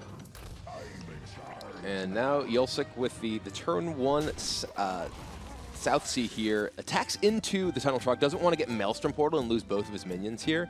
We'll probably still see the Maelstrom Portal from DocPwn to just protect his Tunnel Trog here, as that's a card that loses a lot of value after the early turns when those 1-health minions are gone. Exactly that happens. Ooh, but he gets a Pirate himself! The original Buccaneer. That's right. You know, Buccaneer, a card that is surprisingly useful in arena format, where you're able to hero power a lot with Rogue, and Rogue is one of the strongest early hero powers in the game in that format of Hearthstone. Not necessarily that applicable because DocPwn doesn't have a Jade Claws. But man, imagine if you can get Buccaneer and you still played Spirit Claws. That would have been nutty if you get a spell damage. Yeah, it actually happened to me a number of times when I was playing. I confess, I was playing Aggro Shaman for a little while. Played Spirit Claws. Yeah. I had to learn. Ryan, sure, this is the way you want to do it. I always thought that eventually you'd cave in, but Aggro Shaman? Well, I was actually just playing it. It was literally, I think, the weekend before it got nerfed. I was like on the ride up to a broadcast. And I was like, I'm going to play some Aggro Shaman. Oh, Brian, you were the chosen one. You're supposed to bring balance to the meta. Listen, I'll be playing Hand Buff Not Paladin on throw Monday. it in Shaman. I'll be playing Hand Buff Paladin on Monday, okay? Well, DocPwn here, you know, he has kind of an awkward hand given the way that this game is playing out. Hex is not even a particularly great card in this matchup because so many of the strong minions from the Rogue do have stealth or have an immediate impact. Yeah, you know, he's got a very reactive hand. And Yulsic's got a pretty proactive one. He's got anything from Van Cleef this turn, which is looking pretty appealing to me, to coin Finja. I think that Yulsic is very likely to want to hold onto the coin for Finja. As you mentioned, Finja is just such a powerful card when you get it online early in the game. Being able to coin it out makes it that much better. Ooh, a Lava Shock. All right, oh, well, it will be the Van Cleef that comes down. And interestingly, you know, this does just play directly into the fact that DocPwn has Hexes in his hand. Does throw him a little bit off curve. He's not going to be able to use that one additional mana, but you know, it will also keep Yulsic from playing Finja until his actual turn 5. Yeah, and he gets to save the Water Speaker. Sometimes you want to play the Water Speaker on turn 4 for tempo, just so you can have a 3/6 trading into minions proactively. But in this scenario, you have 2 Hexes. Your opponent play one of the strongest minions into your deck. There's not many more minions you want to Hex, at least in terms of its 1-for-1 value. And you're able to save the Water Speaker if your opponent starts rushing you for even more damage on the following turn. Also, as a side benefit, you don't overload in case you need to play something that you draw off the top of your deck for up to 5 mana. Now, Yulsic, I actually kind of like the Van Cleef play because Van Cleef can hit for 12 damage by the time Finja pulls out 2 Murlocs. It's true. So, you know, pushing the issue or pushing the tempo can be very powerful if he was able to get Van Cleef in the ideal scenario. I think a lot of the decision there is how you feel it lines up against your opponent's hand. Given the fact that DocPwn had passed, you know, just totemed on his turn, would suggest that he has a more reactive style of hand, which Van Cleef is somewhat vulnerable to, while Finja is not. But you know, here DocPwn is kind of in a situation where, you know, again, he's a little bit of an awkward position given his mana utilization. Does just use Jade Lightning again, slightly off curve, not making the most of his mana, and now Yulsic has the opportunity to play his Finja and kind of go to town. Yeah, well, Finja, very powerful. Maybe even just go face and leave up the 1/1, because Flametongue Totem's not very threatening, and you leave up a minion for Finja to get a guaranteed trade into, assuming your opponent doesn't block you with Taunt, or if they get fortunate with Spell Damage Lightning Storm, which is not guaranteed in DocPwn's case here. Yeah, There's not many ways you get punished, you know, leaving just a single 1/1 on the board either. Shaman's not that kind of class. They don't have a lot of huge buff on one target. And it's also, you know, if your opponent, for some reason, does not choose to trade, they're like, all right, I get you in the face. You're like, okay, I have Finja. So I definitely like the attack to face here, but Yulsic taking his time to evaluate the sort of the pros and the cons, and ooh, get him. Yeah, and I wonder if there's any value in trying to confuse your opponent because he does trade. Okay, I thought maybe Yulsic's just stalling, but he's saying that he wants to eliminate any possibility for his opponent to capitalize off of the 1/1 here. But it's not like DocPwn is running Defender of Argus last time I checked. I mean, there is the argument that maybe you don't want your opponent to just Maelstrom Portal away your 1/1s, and but at the same time you have Finja. You want your opponent to have a minion. There's even the argument in from DocPwn's perspective here. Does he even totem? Because if he totems and gets Stoneclaw totem, even if he's playing Thing from Below sort of in front of it, if he gets Stoneclaw, his opponent has a guaranteed minion to kill with that Finja. And if he left the 1/1 in play, and worst case scenario, he kills 1/1, it's like, okay, well, I still get to have a minion that I can kill with Finja. Maybe here's even a bigger question. Do you even play anything? It's true. What if you don't play any single minion? Finja can't trade with anything onto the board unless your opponent Leroy's, which sometimes I have seen, by the way. Yeah. And then you have Lightning Storm and Maelstrom Portal to catch even more. Your opponent can't win the game if they're not developing behind this 3 damage, and time's on your side. Would you? I actually kind of think that's a viable line. And this is something that I've definitely done against Finja, particularly playing as Shaman, as Jade Shaman, is just pass. And DocPwn, in exactly the reason that I think that we discussed, he chooses not to totem. He could have totemed to reduce cost of the Thing from Below, but the risk of getting the Stoneclaw means that there's no world in which Yulsic would not have to have additional removal. We see there's a lot of ways he can get through this Thing from Below regardless. Yeah, and maybe DocPwn feels like because he has Lightning Storm and Maelstrom Portal, he can let his opponent draw the Murlocs out and then answer it. Should be able to deal with pretty much anything unless his opponent, I think, pulls 2 Murloc War Leaders and then doesn't have an ability to get high on the Lightning Storm. But this is going to be a lot of damage. We know that at least 1 Murloc War Leader is guaranteed to be pulled out. If 2 gets pulled out, Finja stays alive. Oh, it's double War Leaders. My goodness! And there's 6 damage from that bluegill. All right, well now you need to get Lightning Storm to hit for 3 somehow, either through spell damage or to get a little lucky. Totem Golem, that's not going to increase the damage of your Lightning Storm. He does have Storm plus Portal, so he's guaranteed to at least be able to kill everything but the 2 War Leaders. If he rolls high on one of the War Leaders, at least have a damaged War Leader that's the only remaining minion. And Yulsic is largely out of Murlocs, but he does need to invest a lot to clear this board. He also can Hex, right? Hex one of the War Leaders in Lightning Storm. It does end up making one of the War Leaders also still survive the Lightning Storm, but in this case, you guarantee remove one of them. It's true. Yeah, because if you roll low on both of them with your Lightning Storm, you're taking 10. You're in a lot of trouble. I think I might like that better than the 1 and 4. And then if you miss the 1 and 4, you have to get the 1 and 4 to kill off the War Leaders. Well, it's a 1 and 4 to roll spell power, in which case you're guaranteed the clear. Okay. So what is it? It is not spell power. Okay. It's going to be Hex Maelstrom in this case. All right, well, he still leaves up a significant amount of power on board. 7. Dust Devil. Wow, that could be a lot of damage. Let's count here. He's got 7, 8, 12. He's getting close. So yeah, the backstab here could get through the minion. Yeah. And he could attack both face for 7, and then Shadow Step, play it again, attack for another 4. So you'd have 11, 12, 13, 14, as I believe Yulsic's reach this turn. Right. It's a lot. Also, funny enough, I didn't actually notice, Yulsic has a Control Shaman combo of Element Destruction and Lava Shock. That is actually really funny. That's really hilarious to me. Oh, okay, so Yulsic is just going to get the guaranteed damage. Shadow Step is usually around this damage, because you can get it with Leroy, you can get it with a couple of Chargers. Bluegill getting that 4 extra damage, pretty meaningful here. So DocPwn can kill off the Murlocs and heal up. Seems like his best case here, unless he once again feels like his best option is to get the spell damage totem. Gets a taunt totem, so if you're not getting spell damage, at least you're getting something in the way. Things that help you stay alive in some capacity. And, you know, I think that Totem Golem, as much as it's painful here to drop it, because, you know, it's off curve, it trades really poorly into the Azure Drake, you might need to get something onto the board, because all you need to do is stabilize. You know that 2 of your opponent's cards are Shaman cards, and he's also just not played them. So maybe they're poor, they're useless. Totemic Might, Ancestral Spirit. Hey, don't call Totemic Might useless. It has feelings too. It has memes in chat. Come on.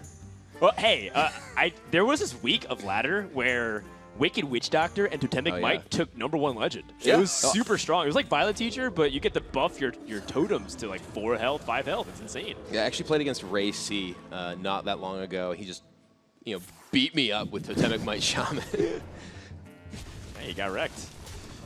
Yulsic going for board control. He saw a Maelstrom Portal and a Lightning Storm. Yeah.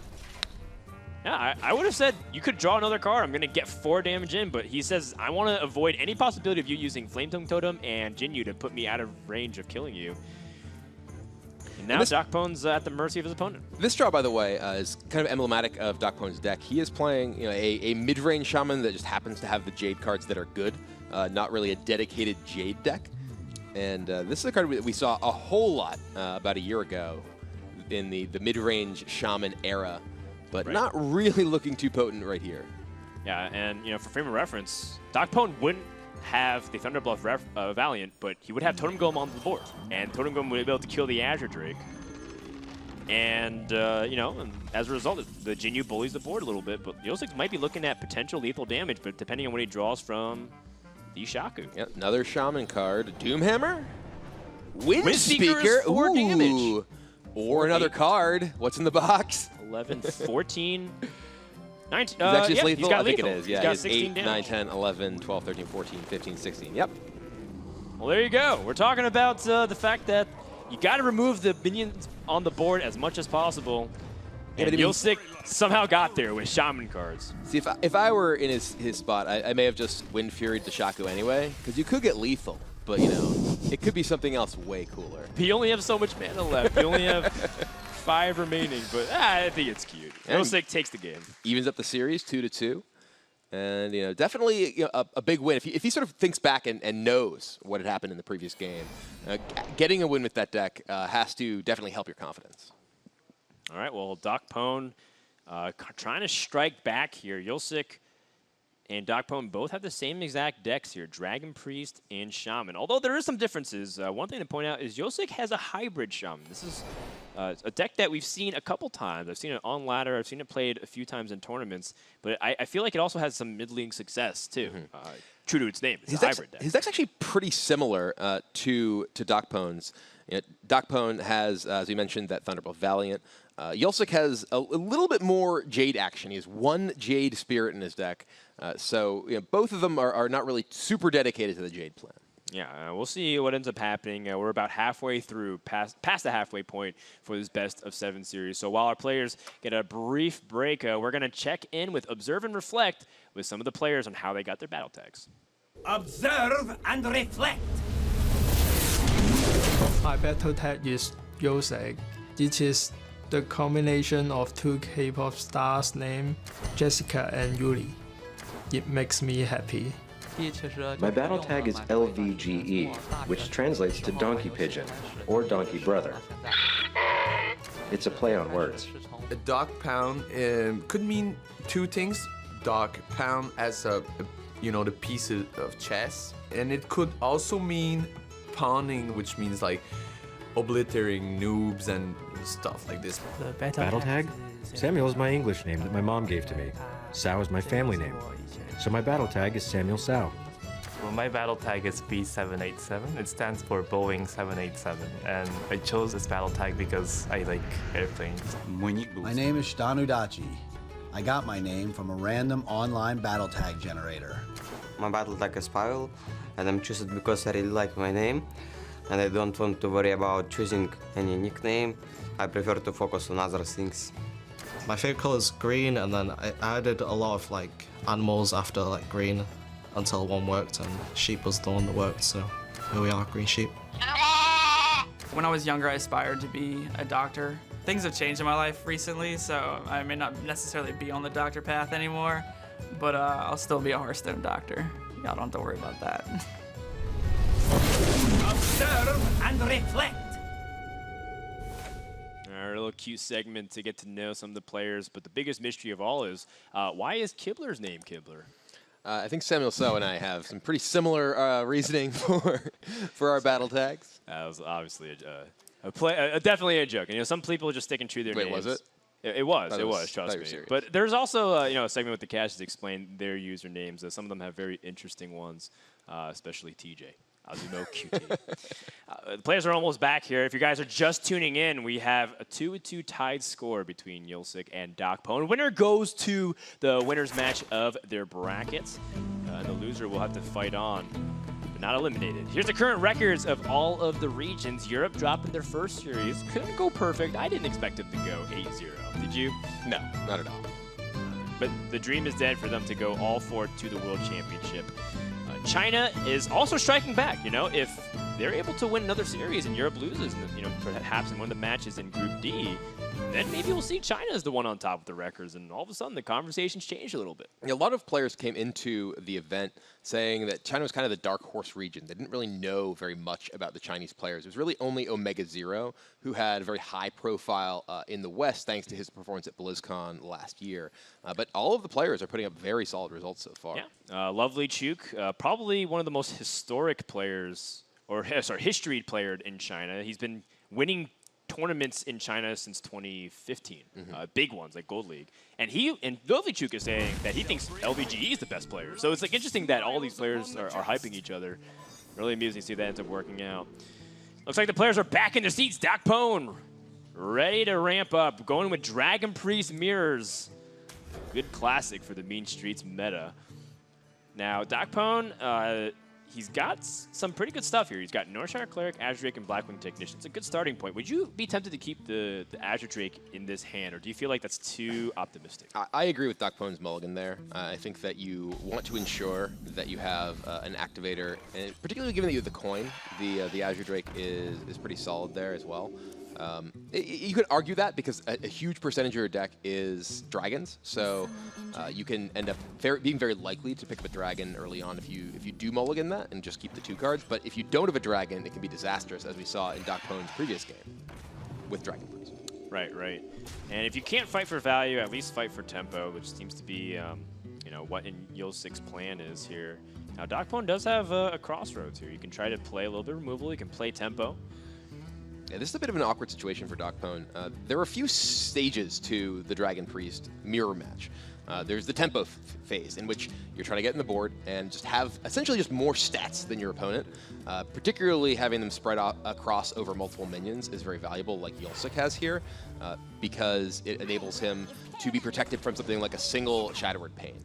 And now if he's able to get a kill, say, on this Cleric, pretty much for free without having to give up either of his minions. It's just a very powerful swing in terms of the sort of middle stage of the game. After that, it's really the value stage. That's the operative historian phase, where you're just trying to run your opponent out of stuff. And that's when you get the crazy chains of my operative discovers your operative, then discovers your historian, then it discovers your operative. Yeah, well, we'll see if we get to that point. It might end up being decided earlier than that, depending on how the board state looks like. You know, DocPwn took a little bit of a gambit, but it seems like it's paying off. He has the Blackwing Technician stick onto the board. Otherwise, if the opponent has Shadowward Pain and killing the Cleric, he had nothing to do this turn. Yeah, though his opponent playing a Technician as well is fairly strong. He's able to clear that Technician with his own pain, picks up a Twilight Drake. That's actually a departure in his list from most players. Most players are not playing the Twilight Drake. They're generally playing 2 copies of Azure Drake, which he only includes 1 copy of. And Twilight Drake is a very strong card in this matchup because it can't be killed by either Shadowward Pain or Shadowward Death, and typically has quite high health the stage of the game that you play it. Here, though, DocPwn's actually already used a fairly significant number of resources, and it will only come down as a 4/5, but that's still quite strong. Yeah, you know, I like using the Shadowward Pain here. Yes, there are bigger targets like the Twilight Guardian, which is proving to be very annoying if you can't deal with it. Yulsic doesn't have an activation for it, but let's assume that that's the case. If your opponent doesn't have it, then the Blackwing Technician is the best value to get board control. And not to mention that your hand DocPwn doesn't look like he can squeeze in Shadow or Pain for a while. So I like getting it out now, getting the guaranteed value instead of playing around a mythological turn 4 play. That's not even the case here for Yulsic. It's also just, it's a tempo play. You need to ensure that your opponent doesn't get the ability to snowball against you with their minions. One of the most powerful things in this matchup is the hero power. If you're able to get ahead on the board, it makes it so difficult for your opponent to come back because you can keep healing your minions and win that war of attrition. All right, so, DocPwn introduced with, a few plays in this position. You're talking about Twilight Drake being a 4-5 here. Do you like that over the Twilight Guardian, which is a little bit more conditional of setup? Because you don't always have the ability to get value off of the Twilight Guardian as the game goes on if you're trying to play other dragons. It's true, though you very often, toward the middle stage of the game, will have access to other dragons. He does have a second dragon in his hand. If, for instance, he only had Drake and Guardian here, I'd lean toward playing Guardian, because he wouldn't be able to guarantee that it's impactful in the future turns. However, he also has the Azure Drake, so DocPwn has the option to still have a activator for his Twilight Guardian if he does play Drake this turn. And just moving back a second, I actually really like Yulsic's play this turn.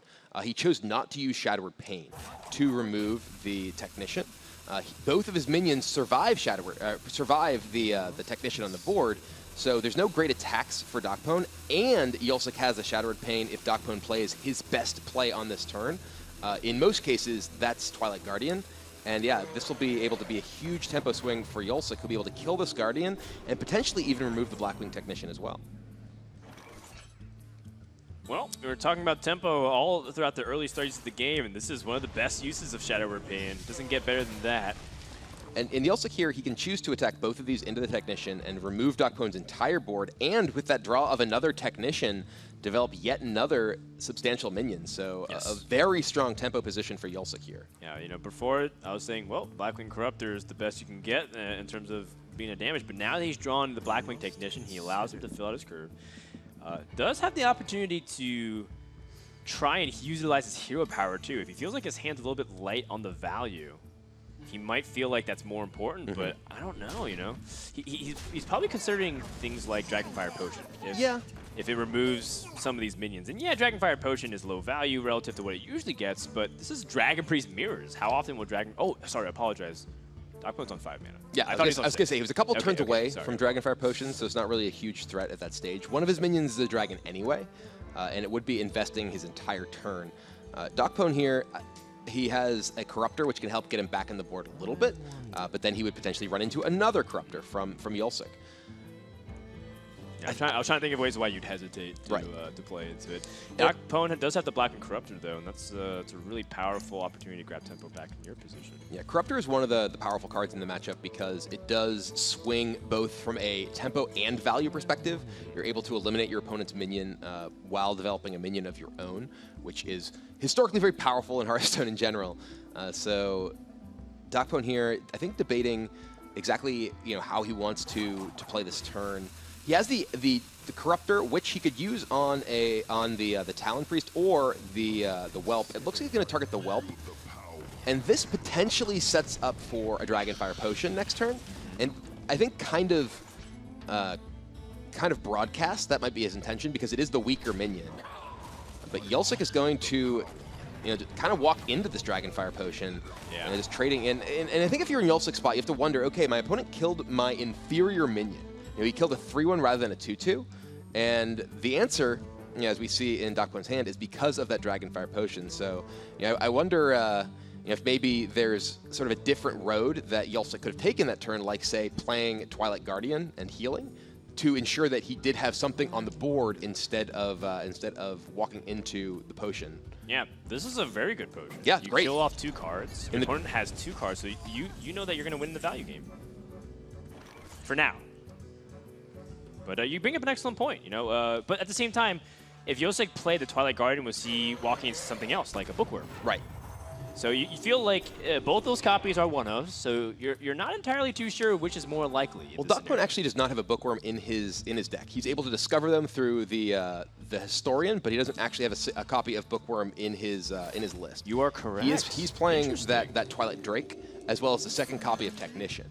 So the kind of standard build typically does have one Bookworm, but DocPwn does not include one. Then yeah, absolutely. You know, when you put it that way, Brian, I feel like if there's no Bookworms and he hasn't played a Discover minion of any kind, then by all means, Twilight Guardian would have gotten some really good stop potential, and you would have also been able to win back the board potentially over time, forcing out an awkward Dragonfire Potion. So DocPwn, in this position, knows that he's going to win the long-term value. He's got Nether's Height Historian, he's got Azure Drake to help refill his hand. So all he has to do is make sure that he doesn't give an opening for his opponent to come back both into the board and also in the value game, because Northshire Cleric is tucked there. Yeah, Yulsic is actually pretty far behind in terms of card count, and frankly not that far ahead in the overall sort of state of the game. DocPwn is still at very high life, and now Historian is an excellent draw for Yulsic, turning on his Bookworm immediately, potentially finding him like a 9-drop dragon like Ysera. Ooh, this is actually a pretty poor selection for Discoverers. Bookworm's fine, but now be able to Bookworm the Talon Priest and just get the damage into the face. DocPwn does have the powerful Twilight Drake, but he's facing a very, very heavily developed board, and there's a Northshire Cleric, which makes it very difficult for DocPwn to preserve his own minion without giving value to Yulsic. Yeah, well, DocPwn picks up Blackwing Corruptor, and I'm trying to wonder if he rather pursue that and remove some of the stuff onto the board. You know, I actually want to ask, is it worth removing the Northshire Cleric, or do you want to go for the best possible board position? I was about to say there's a very strong argument to kill the Cleric. Yulsic has just a single card in hand. You know it's a dragon he just discovered, so he doesn't have any possibility of clearing your board, at least right now. Say you invest very heavily and get Dragonfire Potion. But if he draws only one card, you still have 2 card draw sources in your hand, so at least you can keep up with the value game. There's no particularly powerful attacks that Yulsic can make and get value out of healing. You know, he can attack into the Twilight Drake rather, or the Technician and heal his Bookworm, but he's gonna have to sacrifice his other minions to actually kill it. Yeah, that is problematic, because if he trades into the Blackwing Corruptor, then all of a sudden Shadow Word Death gets less value. I think he's going to be aiming to do both, assuming he doesn't pick up a better play off this draw. There's Dragonfire Potion. So he could attack both minions into the Twilight Drake and Dragonfire, which, you know, we saw exactly this exchange with Dragonfire earlier from DocPwn to ensure that you know, that's not going to rot in his hand. He still has Death for a possible operative.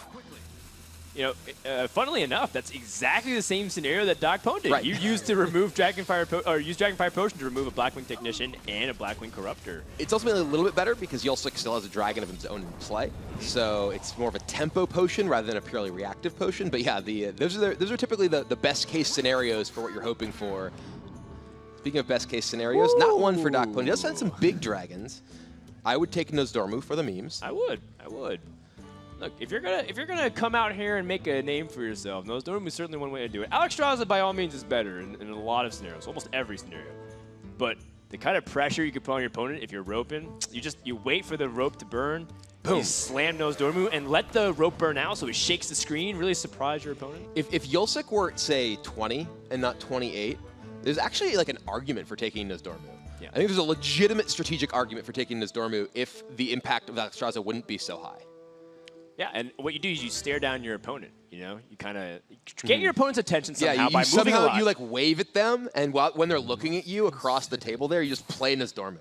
Well, I actually think the opposite. You kind of bait them. You like make yourself look really worried and stressed. Just do something exasperate to get their attention, so they're looking at you, and you just like look at them. You try to like mouth something like, "I got nothing," so that they're staring at you. Then you drop Nozdormu while still staring at them. And then all of a sudden, the screen shakes, and they're completely surprised. And now Yulsic, he was ahead so much this game, and now he's taking a turn off from doing anything. And that Alexstrasza, it may not be as sweet as a Nozdormu, but it's going to come down, and suddenly Yulsic is being under a lot of pressure. Certainly.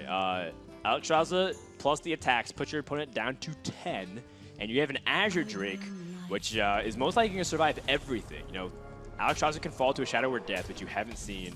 And now Yulsic's under the gun. He needs to draw something important, and he did. He picked up Azure Drake, which is very useful. Might need a little bit more, though. He's only got 2 mana after the Shadow Word Death, so the Wormrest Agent's almost certainly going to come out here. Or maybe not. I mean, he has Shadow Powered Shield. Yeah, Yulsic had the opportunity to play Wormrest Agent last turn into his opponent's Azure Drake, chose not to. Obviously, the situation is different because he just lost 20 health. But I think that he's definitely concerned about the possibility of just throwing that away. The death, I think, is an automatic play here. The question is whether you play Wormrest Agent, Powered Shield, or use your hero power. The Powered Shield can protect your Azure Drake from your opponent's Azure Drake, or ensure that you're able to have it stabilize. For instance, he's got to be a little bit scared of dying. There's been, I believe, 1 Corruptor played by DocPwn, so Corruptor plus Holy Nova could kill you if you don't heal yourself, or play the Agent. Yeah, that's right, but at the same time, setting up the Agent could just be foolhardy if your opponent has a way to get past it, too. But you did see the discovered minion, so at least there's no more surprises, at least from the hand. I do like being more mana efficient. I also like the fact that you protect your Azure Drake this way. Instead of healing yourself feels like the weakest play. Oh, big draw here from Operative. DocPwn. First one we've seen in this game.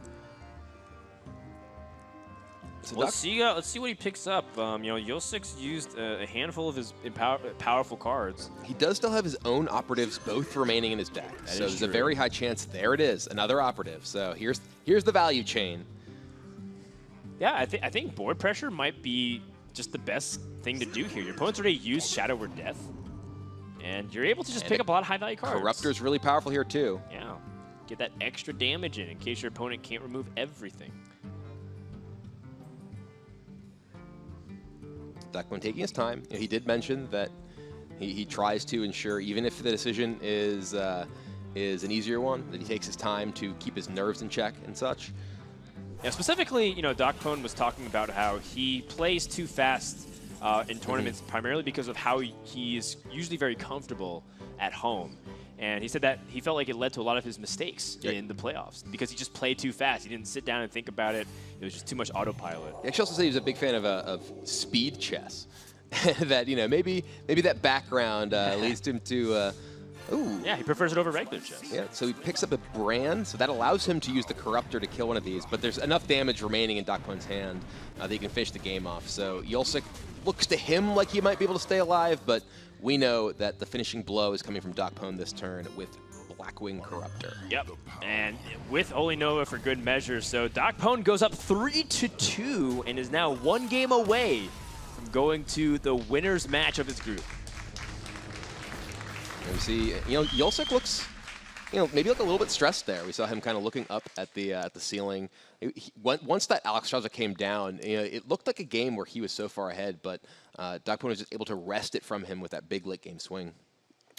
Yeah, DocPwn has, pretty much been able to drive a lot of the series. It feels like Yulsic has been the one who has to make a lot of those swings, but it feels like he hasn't been able to do that so far. And now DocPwn only has to win with Shaman. Now, granted, it's pretty interesting that just a month ago, we had very differing opinions on Shaman, but currently it seems like it's one of the more vulnerable decks in the lineup. People are even not bringing Shaman altogether, which was unheard of earlier in Mean Streets of Gadsden meta. Turns out Spirit Claws is pretty good. And small-time Buccaneer. All right, well, after this match, we've got even more action happening in the Winter Championship. We have Group D going to be starting up, featuring players like Omega Zero, my Choose Your Champion. So I'm looking forward to it. Here's a little preview. Greetings, my friends, and welcome to the Bahamas as the Hearthstone Winter Championship continues. Omega Zero versus Samuel Tsao. This is Samuel Tsao waiting for his match, apparently by himself. Practice area is empty. Yeah, no one to run scrims with. But I guess he's just chilling. At this point, a lot of players feel like they've done all the preparation they need. They don't feel like any other thing can really help them be even more prepared. Perhaps if you want to warm up the brain, so to speak, just kind of like get in the mindset, you can play some games. But at this point, he's just kind of watching the other games, get into the mindset. And, sometimes watching the matches of other groups can help you just relax and also simulate playing, because watching a lot of times in Hearthstone. At a certain point, too, it's not clear how much you're benefiting from just additional play. You kind of need to just be able to sit back and relax and enjoy yourself here in the Bahamas. I'm sure that there are definitely a number of players who are out by the beaches right now, especially the ones who played yesterday. And, yeah, it was just funny because yesterday when we saw the player area, it was actually filled. Packed, yeah. We were trying to go to the one corner, show like this is the Chinese group players, the Europe players, all congregated in one section like sardines. Today it's just Samuel Tao. Omega Zero's not even there. We need to take the camera out by the pool, see who's out there. Hello. Yeah, we're going to need a long cable to get there. It's a little bit of a walk, but certainly within reachable distance. DocPwn, he's got a pretty good start, but past turn 2, he's going to have to hope that Yulsic doesn't have a good way to sweep the board. Shaman, Mirrors are actually a matchup that I think a lot of high-level players either hate or appreciate a lot. The people that hate it feel like sometimes things are a little bit too unreliable, such as Lightning Storm. But some players feel like this is a matchup that is very percentage-based, understanding and maximizing your chances and really mapping out your turns early on. And DocPwn with a pretty powerful opening here. He has the Trog into the Jade Claws, a very strong opening, and even a Flame Tongue Totem if he wants to just push damage here. Often in this matchup, you want to preserve your Flame Tongue Totem to ensure that you're getting trade value off of it rather than just pushing damage to the face, because these decks do have access to Jinyu Water Speaker, as well as you mentioned, the AoE of both Maelstrom Portal and Lightning Storm. So investing too much to just push for damage can end up getting punished by that kind of clear. Yeah, it's a very delicate balance of how you actually extend up to the board, the timing of your area effect cards, the usage of your removals, forcing your opponent to awkward plays, like what's the timing you drop Mana Tide Totem so you can disrupt your opponents, squeak out that extra card. A lot of times this matchup ends up becoming a top deck war. Who can, if you're out of cards, you're just stuck drawing one card per turn, and Shaman doesn't have too much card draw outside of a few cycle. And right now, DocPwn, his hand is a little bit awkward. He has a lot of reactive cards in the form of those 2 Lightning Storms, and he's the player who's going first. So he's the one who wants to be getting pressure on, and those will not allow him to do it. So his Jade Lightning is a great answer if, say, Yulsic were to play a reasonably sized minion of his own this turn, but there's not really much that you play at this stage that can't just be cleared up by what DocPwn already has on the board. Yeah, so for example, does Yulsic feel like he can hold on and just hero power because he's got Maelstrom Portal with Blood Mage? Jade Lightning onto a Tunnel Trog is very low value, using a 4-mana spell to kill a 1-mana minion, but it does ramp up your Jades. And then you also think, I have 2 Jade Lightnings. I don't know if I want to get us over the course of a few turns. This is the kind of stuff that a lot of players say is why they like the matchup a lot, and in their opinion, skill testing. Yeah, certainly. There's a lot of interesting elements to exactly how you manage your resources, mana being a very crucial one of them. That's true. Overload can be very crippling in certain scenarios. So DocPwn picks up Totem Golem, in my opinion, one of the most important cards early game to help you dominate the board. Very resilient against totems. Only Jade Lightning answers it. If your opponent runs with Lightning Bolt, it survives it without spell damage. It's interesting, though, because if you're in DocPwn's shoes and your opponent just coined out Jade Lightning on your Tunnel Trog, you have to think, what is your plan for 4 mana next turn? Which leads you to think there's a reasonable chance that they have a second copy of Jade Lightning, simply because that mana usage is pretty inefficient otherwise. So the Totem Golem here, while it maximizes the use of DocPwn's mana, may just be walking into exactly what Yulsic has. Yeah, I do think that Jade Lightning is something scary. I also think that Jade Spirit is something reasonably you can put your opponent on range, because Tunnel Trog threatens with the weapon so convincingly with the Jade Spirit. Weapon kills the 1/1. Tunnel Trog challenges it with any kind of overload. And I like this from DocPwn. I like playing, if you're going to play one of these, I think you want to play both of them, because if your opponent has that Jade Lightning that the mana expenditure last turn kind of indicated, well, they only kill one thing. So you're able to keep the pressure up with either the Golem or the Flame Tongue, depending on what's left remaining on the board. Yeah. I think DocPwn's hand says you're not going to be able to play it slow too much. Your best play is Hero Power over this turn, and Hero Power and Total Golem the next turn, and then you're stuck playing very reactive. DocPwn says, I'm just going to try to utilize what I have now and push for tempo. But, Yulsic's got some plays here. He's choosing to use Maelstrom Portal to try and win back the board a little bit, and hopefully use Jade Claws to clean up on the following turns. DocPwn's Overload has cost him an Azure Drake turn, though. It's got to sting a little bit. Yep. And awkwardly, he doesn't really want to Lightning Storm this board, but it does protect, at least theoretically, his minions. Jade Lightning also pretty awkward on the drop your opponent got off of a Maelstrom portal. Yeah, but Hero Power is not bad here because you have a chance of getting a Taunt Totem, which protects you from Jade Claws, a Healing Totem, which protects you from another Maelstrom portal, and Spell Damage Totem's always kind of nice to have in the back pocket. Yeah, it doesn't do anything immediately, but it threatens your opponent's board to a certain extent. Wow, Jade Lightning on Lightning. A 1-mana minion that came off of a Maelstrom portal. You know, DocPwn said, I committed to tempo, and I'm going to drive it home. I'm going to get damage to my opponent. I'm going to challenge his life total. All right, well, there is a I don't Maelstrom think for it's gonna work out. Yulsic. Yeah, the Maelstrom portal and Jade Claws for Yulsic can clear off a lot of this. Now granted, Yulsic doesn't have any heal. It's true. And Jade Claws does mean that he's going to be taking some damage on the backswing.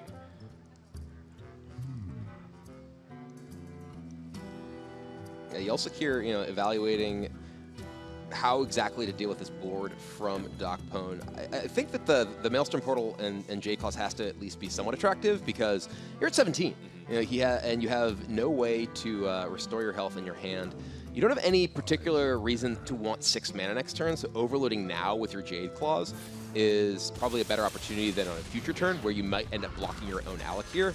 Ooh, that's a good result, too, from the Maelstrom portal, getting a Twilight Raven here. And now DocPwn, he has those Lightning Storms, finds another Jade Claws.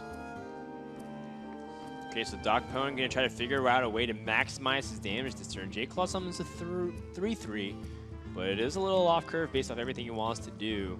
And the Azure Drake just gets challenged by another Jade Lightning, Flame Tongue Totem.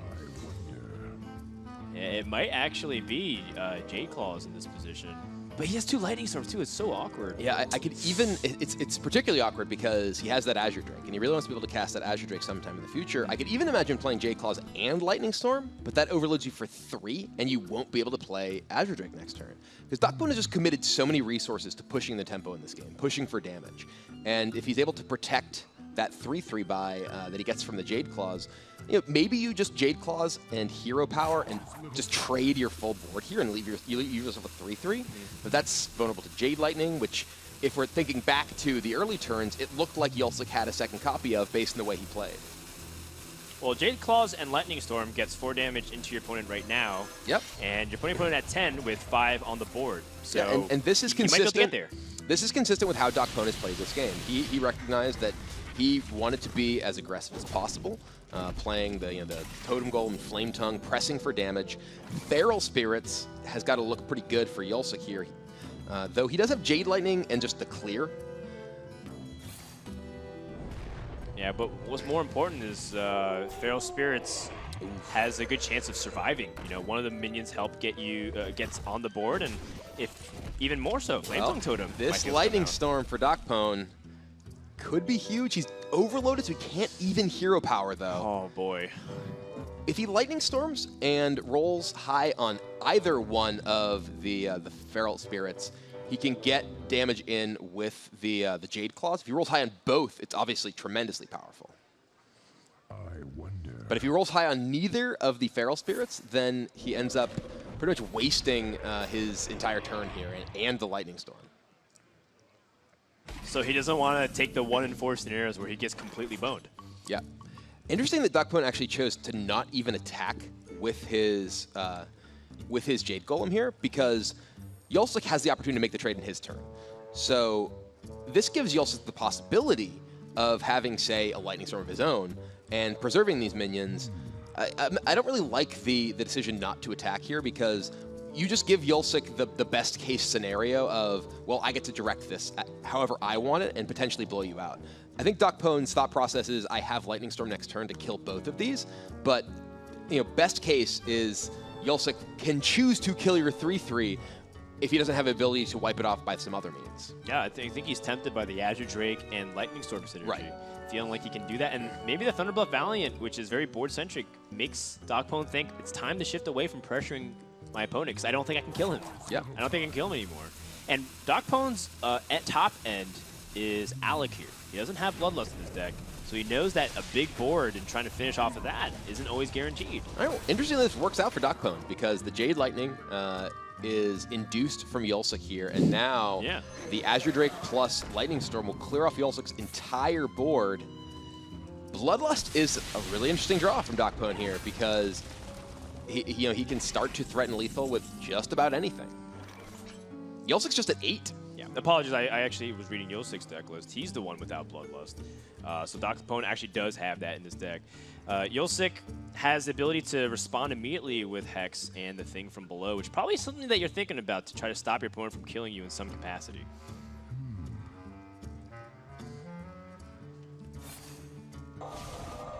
Hex will take care of the Azure Drake, or at least the front half. There is, of course, the Frog, which is dangerous with Bloodlust. And then to a certain extent, if you put up a taunt, maybe not so threatening. Just gonna Flame Tongue into Thing from Below. Yeah, you could reduce the cost even further. It's true, and it does give you a more threatening board immediately, and can open up the possibility to Flame Tongue with Alec here next turn, which is clearly Yulsic's goal at this point. Well, at this point, if you're DocPwn, you got to kind of wonder how you're going to build up the board back. You have Thunderbluff Valiant. How long are you going to hold on to that? And, you know, the Frog can give you some temporary protection. So with the Thunderbluff, Feral Spirits, and the Tunnel Trog, what's the best way to layer the results? Do you want to get value off the Tunnel Trog while you have Feral Spirits, but then you overload for 8, and you can't really capitalize off of the Bloodlust guarantee because your opponents can just clear some of the minions. Yeah, and the play of the Flame Tongue immediately has to somewhat suggest to DocPwn that there's a good chance there's an Alec here in Yulsic's hand, because otherwise he could just hero power and then be able to use the Flame Tongue in a future turn. It does mean, of course, that maybe DocPwn would just take additional damage attacking into it if he thought that maybe he had, say, a Jade Lightning. So what is the best play against Alec here? Feral Spirits to intercept it? I think you just want to play Tunnel Trog, Feral Spirits, hero power here. And it sets you up the widest board to give you the most potential damage from Bloodlust. Yulsic has not played any kind of board clear for a while, so it doesn't seem like that's in his hand. And now, Alec, a Lightning Bolt actually fits in nicely next to Alec here. That's pretty much a clear. I mean, there's going to be a little minion left. There will still be a Frog left. But it's pretty much a clear. And there's a lot of power on board. Yulsic may have swapped this around here, killing off the Totem to make sure to deny any Thunderbluff value. And DocPwn's used both Lightning Storms. He used them to go through those 3/3s and 2/2s earlier on to ensure that he was just able to keep getting damage in. But he is going to need to find more damage very fast to actually close this game out. Yulsic is only at 8, but this board is looking pretty much insurmountably lost by DocPwn since he has used all of his board clear. Can use Bloodlust to remove if you feel like he's threatened, but He then could. he's stuck doing nothing else. Is one of the downsides of the overload. Maybe Azure Drake can pick up something else that could be useful to him in the situation, but with only 3 mana remaining, there's not many things left. He's played 1 Jade Lightning. I think DocPwn's best chance to win is to just try and draw Burn. And Azure Drake into, say, Lightning Bolt. Portal's useful. Maelstrom Portal? Okay. That actually allows him to punch Alec here and maybe get a minion that can be relevant here, too. Charge minion is very useful. Ooh. That's not too bad. And right now, actually, Yulsic can only kill the Frog, and Bloodlust is representing lethal damage. Oh, actually not quite lethal, because he has to get through. Oh, a taunt, too. Yeah, you know, it looks like Yulsic might as well just go all in here. I think Brand might be important just to stabilize onto the board. You know your opponent's really close to killing you. If DocPwn can pick up a way to get past these taunts, he's got that lethal. He's got Flame Tongue. Is that Flame Tongue? No, there's just 2 taunts. That Stoneclaw Totem is keeping Yulsic alive. Wow. Yeah, without that Stoneclaw Totem, he would have been able to get over it. Now DocPwn has to go back to the drawing board here, but he can get a pretty good Divine Shield. Does have the Selfless Hero, so he can attack, killing the Stoneclaw, giving the Divine Shield to the Azure Drake. Eat the thing from below here, then play the Thunderbluff Valiant and Hero Power. Would you add the Flame Tongue Totem to get the buff on that as well? I think you want to Divine Shield your attacker immediately. Oh, looks like he's not doing that, though. Oh, he wants to try and get it on... Oh, he wants to get the value trade. Okay, so he's going to Flame Oh, Tongue. okay. So he's going to, and sure. Hero Power, then get the, try to go for the trade. So he trades, and then Hero Powers. Oh, this is interesting. Attacking first so he can get a Divine Shield. I think it's kind of inconsequential Eh, goes in the same minion anyway. Yeah, Ends up but working now out better, it's though. now it's a... Yeah, I guess now it has Divine Shield, so that way you layer it. Yeah. It did end up working out better the way that it actually resulted for DocPwn really, here. Really interesting. And now, there's no way for Yulsic to clear more than 2 of these minions, and that Bloodlust from DocPwn is representing lethal damage next turn. He has no draw. He could find a Stoneclaw here from his hero power, but that's still not going to be enough.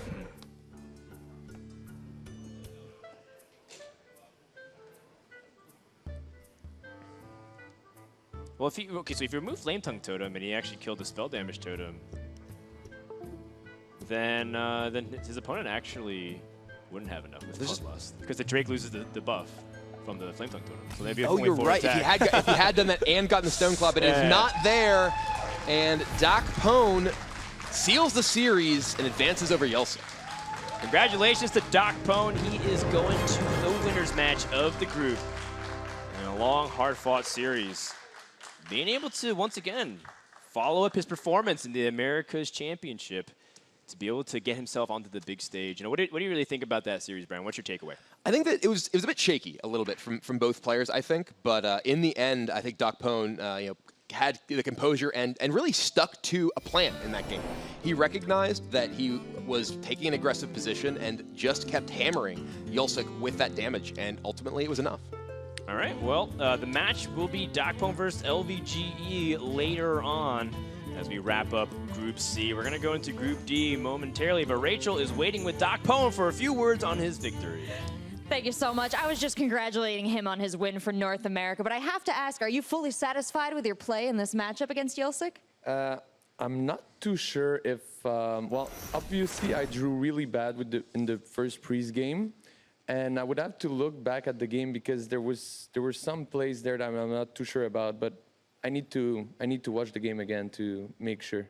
Yeah. Well, I remember before we had a chance to chat before the tournament started, and you said that one of the things you had to do is remind yourself to play slow.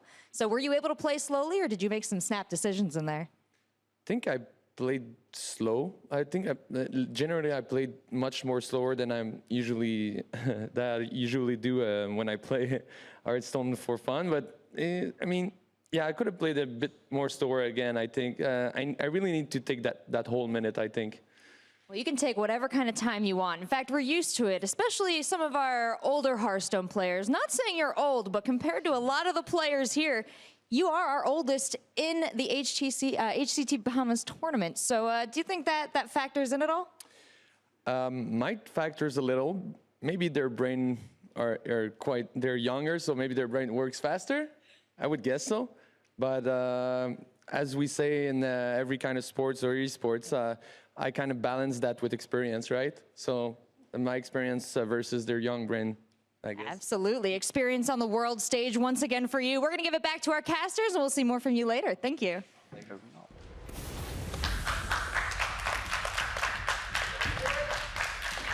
So this was a crazy game, a lot of back and forth going on. What did you make of this? As you can see, tension on both players' faces throughout the replays in this game here. Yeah, I'd pretty much echo the sentiments of Kibler. I don't think this game had quite risen to the high standards that we've seen from some of the other big clashes, but that's to not take nothing away from these players. We've seen Frozen, one of the most universally respected players in the entire game, have a shaky series himself. But the important thing is these players are still in the tournament. They've got time to bounce back. They've got time to show their true skills, show they are the very best the world has to offer. Yeah, and DocPwn puts one on the board for America, at least going into the upper bracket of his group. So fantastic victory for him. Yulsic is knocked into the lower bracket and will face Pavel later.